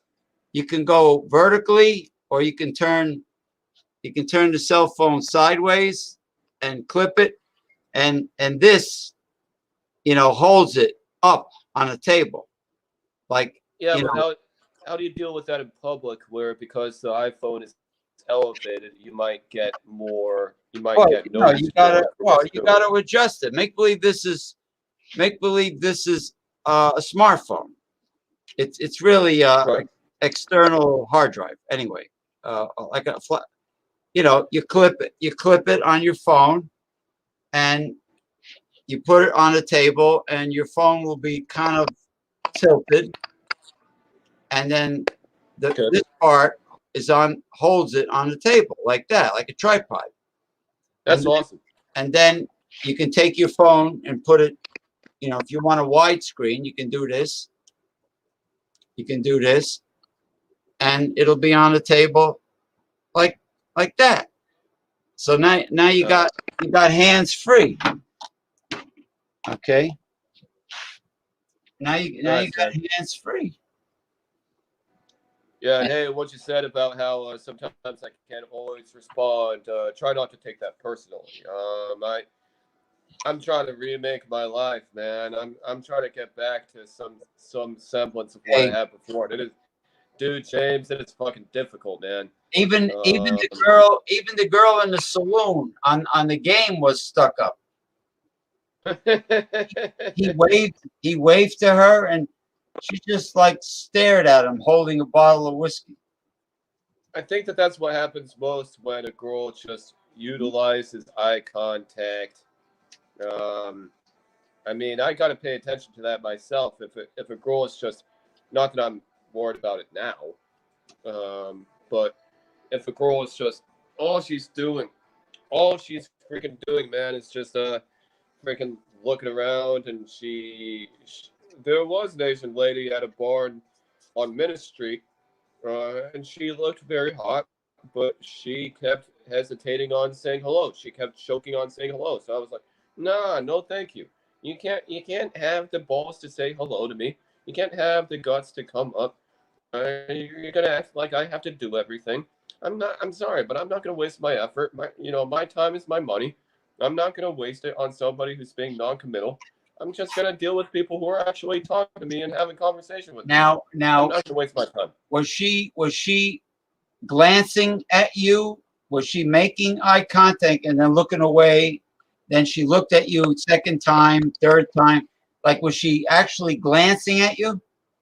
Yeah, I mean, I could have looked back, and when she came toward me, I could have. Listen, Mike, if the girl was giving you strong signals, if she was looking at you 2 times, 3 times, looking at you. I try not to respond to any of that, because that girl 5 seconds later could say, "Oh, well, I didn't really want to talk to you. I didn't want to talk to you. You're saying I wanted to talk to you. I didn't want to talk to you. Leave me the fuck alone." You know what? If she's nervous and shy, but she keeps on looking at you and then looking away, you could smile at her. You don't have to talk to her. You can Oh no! Smile. Right. No. Yeah. Now, if she smiles back, aha, then you got a signal to talk to her. I always try to wait until a girl says something to me first. I don't know. It's just waiting for a girl to say. It doesn't always work. It didn't work last night, and I was being drunk, and I was in a fucked up place. Well, I was being a belligerent asshole. Asian girls are they're very conservative, and not politically conservative. She might have been Mexican. Very shy, she could have been. Well, hey, Mexican girls are cute. I love Mexican food. If the Mexican girl is real good looking and she can cook, then Mexican food. She can cook me freaking tostadas, quesadillas, tacos, enchiladas, tamales. Yeah, when I talk to people about Mexican food, The first thing that comes to people's minds is not tostadas. No, what's that other one? Oh, Sopes. Sopes. They're great. It's a thick. I feel like a dick talking to a girl just because she's not white. It's a I thick. feel like a douchebag. White? I feel like a fucking idiot. You mean Caucasian women? Yeah, No. I'll just stick with Caucasian women. Yeah, I feel like that's easy. All right, hold on. Let me Not tell easy, him. but I feel like it. Let me tell Damien about what a sopus is. It's not a bar of sopus. It's a real thick tortilla, like a corn cake. Central Americans call it pupusa. I know it's a funny word. Tortilla. Yeah, they call it P-U-P. Yeah, pupusa. S-A. It's a thick corn cake tortilla, and they just put tons of meat and cheese and chopped tomatoes and onions and if you want carnitas, which is pork, you want a pork sopus, they'll put lots of pork on it, and then the tomatoes, the onions, and the melted cheese goes on top, and fresh cilantro, or whatever you want. You want chicken, they do it different ways. And you get It looks rather ovacular. And when you pick it up, you eat it like a slice of pizza. You pick it up, it's round, and you just sink your teeth. That actually sounds pretty good. But when you're talking about tostadas, one of my favorite things. I don't know if you all eat Taco Bell, but I do like to eat at Taco Bell every once in a while. Wait, Damien. What? You don't know if I eat what? Said I don't know if you all eat at Taco Bell, but one of my favorite things I love to get at Taco Bell is the Crunchwrap Supreme. I used to go to Taco Bell when I lived in my hometown, but over here in this hoity-toity, snooty area, there's no Taco Bells, there's no White Castles. It really pisses me off because I wouldn't mind. I used to go and get the if I was low on cash, I would get a whole bunch of bean burritos with the pinto beans and the melted cheese inside. Yeah, the bean and cheese burrito. Yeah, I would get that. If I had money, I would get what do you call it? Carne asada taco, soft tacos, soft steak tacos, or yeah, you can get the steak tacos. They still have them. Yeah. You get the crunchy, like Donald Trump's taco bowl. I love Mexican people. I eat taco bowls. Yeah, they still have the taco salad at Taco Bell, but anyway, I was telling you the crunch wrap. So it's a big tortilla that has a tostada in the middle. So they put beef, lettuce, cheese, sour cream, and tomato, and they kind of like fold it over on multiple sides, and then they grill it so that way you can eat it while you're on the go. It's actually really good. You can get a combo where you get like a crunchy taco and a large drink. Yeah. All right. I got a story that's it's very nice, but it's very sad. I used to go to a Mexican restaurant in the capital of the county I live in, Bergen County. It was the capital is Hackensack. So, yeah, like Billy Joel sang it in the song. There was a restaurant called Il Rancho, which I believe means my ranch. Mm-hmm. So every Wednesday they would have all you can eat for only $10. All you can eat. Let me tell you something. Everything they brought to your table, it wasn't a buffet. You just pick what you want on the menu, and they just keep bringing it. Everything they brought to your table was big and loaded, and everything freshly made. You know, you could tell the grilled chicken breast strips were marinated, and the grilled steak, everything, and I would get the quesadillas. They were huge. Everything I ordered, and they had awesome hot wings, buffalo wings. I used to get that at the end. I'm telling you. And all of a sudden, they ended the all you can eat on Wednesday, and people stopped going, and it became like, it was hardly any people in the restaurant, and they had a good thing going. They didn't have a liquor license. You couldn't order a margarita, but they had the Jalisco, the soda you were drinking. Let's see. Yeah. Jalisco. Jarritos. Jarritos. They had all the Jarritos in the all lined up, ice cold, and I would get the tamarind.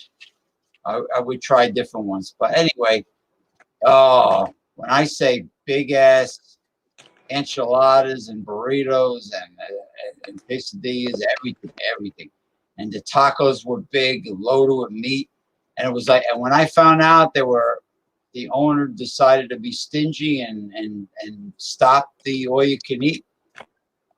Every Wednesday I went there without fail, and I brought my ex-wife.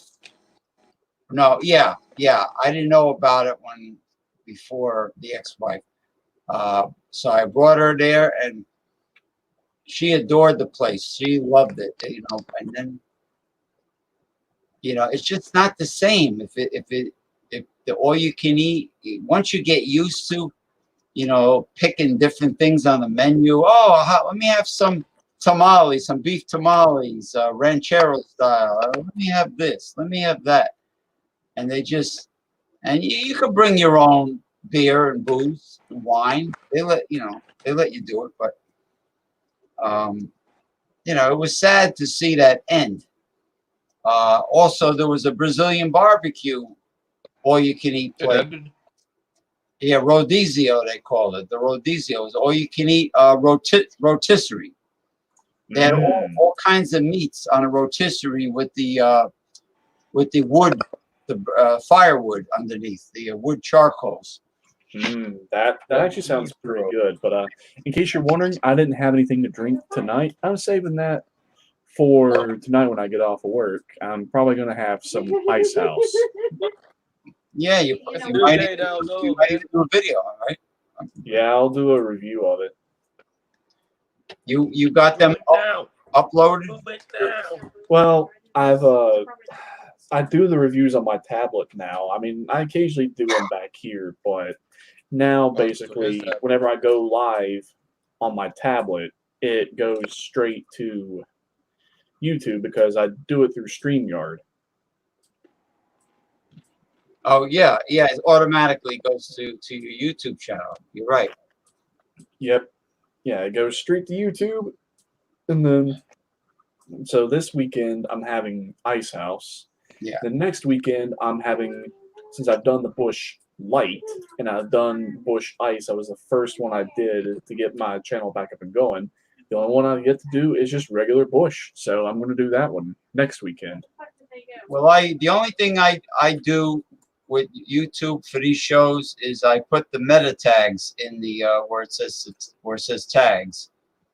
I put the so the search engine spiders can, like, because when you do that, your videos kind of like show up all over the world.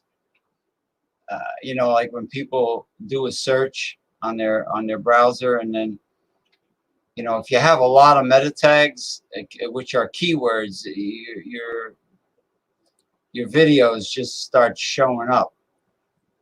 Fuck yeah. I guess send me the meta tags because I don't think mine has any.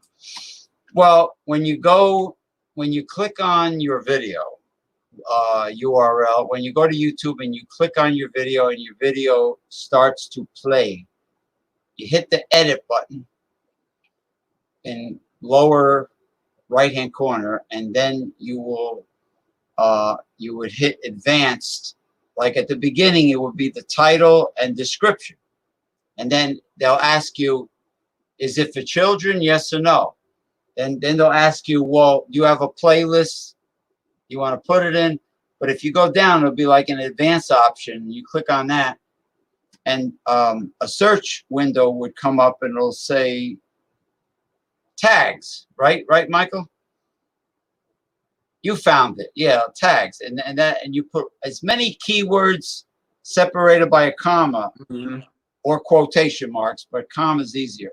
A comma and a space, just as many keywords as you can think of that's related to your video, and you just you know, what I do is I keep them on a notepad on my computer. I keep all the keywords for all the shows, so I don't have to redundantly retype them. So I just copy and paste a whole bunch of them. I'll try that, because honestly, I thought the reason why was because of YouTube's weird algorithm.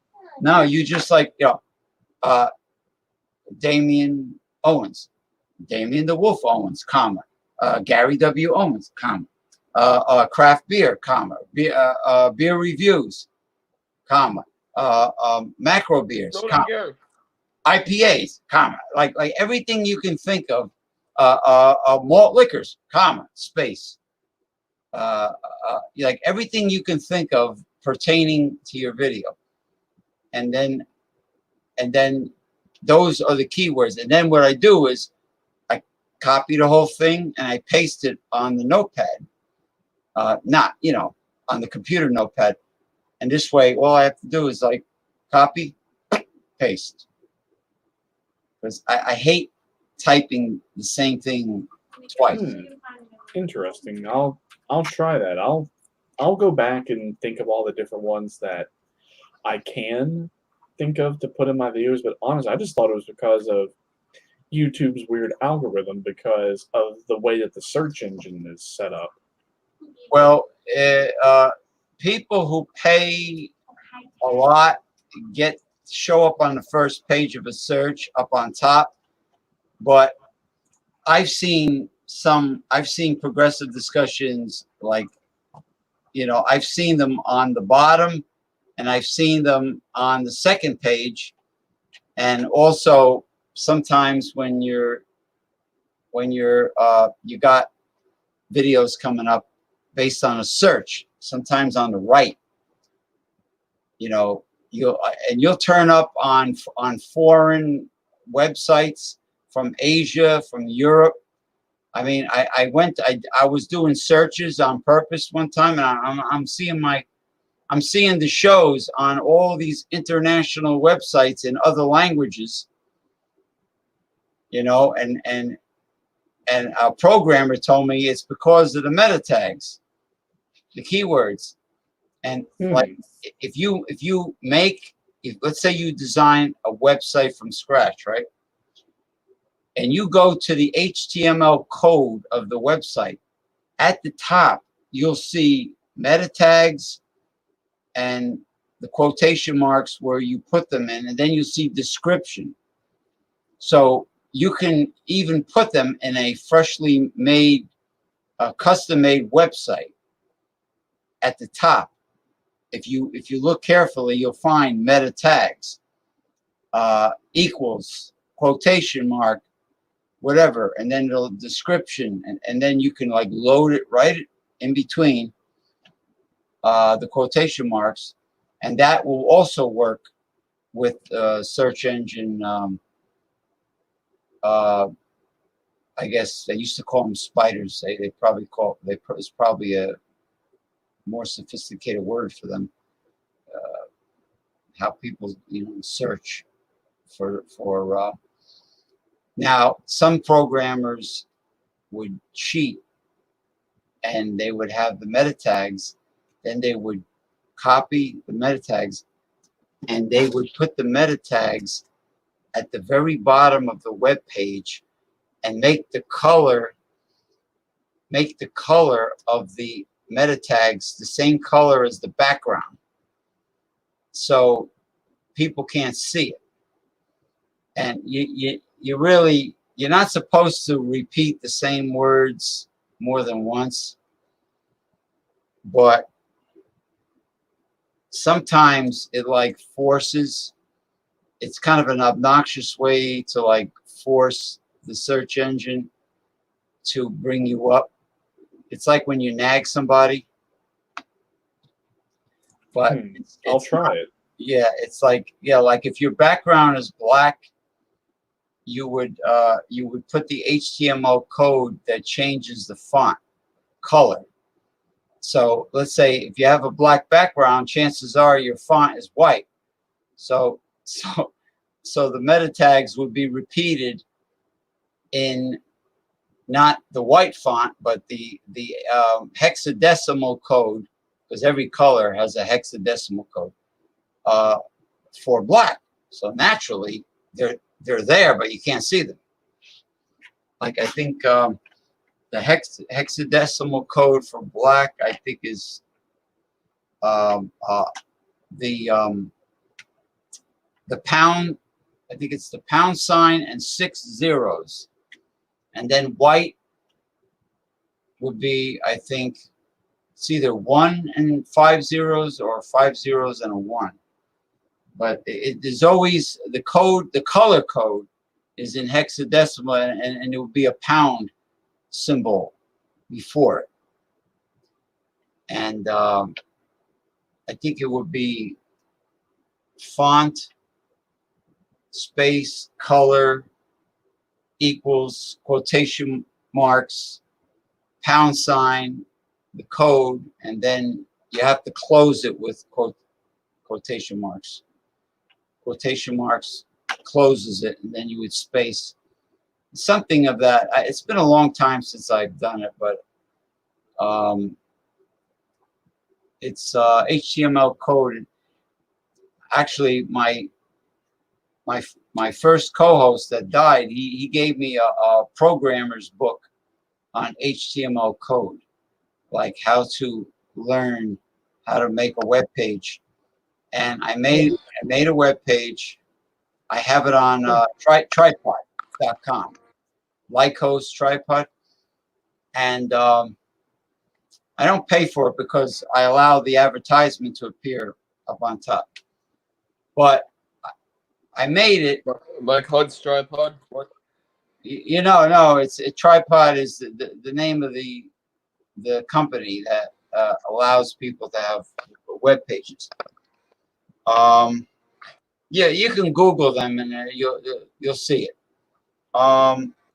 It's actually they had the best rates. If somebody wanted a website with no advertisements, they were really reasonable. They weren't expensive. Oh yeah. Yeah. So I learned how to do a marquee. A scrolling marquee on the website. The code is in the book, where you put the code in, and then you just type in anything you want to scroll, like you're seeing right now. Scroll right across the bottom of the page. Okay, but with a web page, you can put as much text and information as you desire, and like that whole thing would scroll across, or you can make it go down. You can make paragraphs go down and vanish. Like you would see a whole paragraph slowly descend and vanish. Like it. Or you could do it this way, horizontally. But you can go on and on and on and on and have everything just scroll. But it's interesting. It's like, when you were studying the tarot, when you first started reading the book, it was like, it's not easy, but then as time goes by, you recognize things.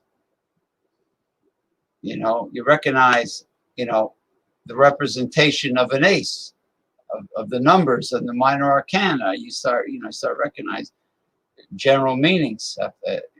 But as you keep on practicing, like last week, that was a great spread. That deluxe spread that you made,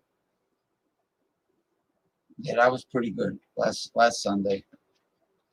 He had more than 6 or 7 cards. He had about, I think it was more than 10.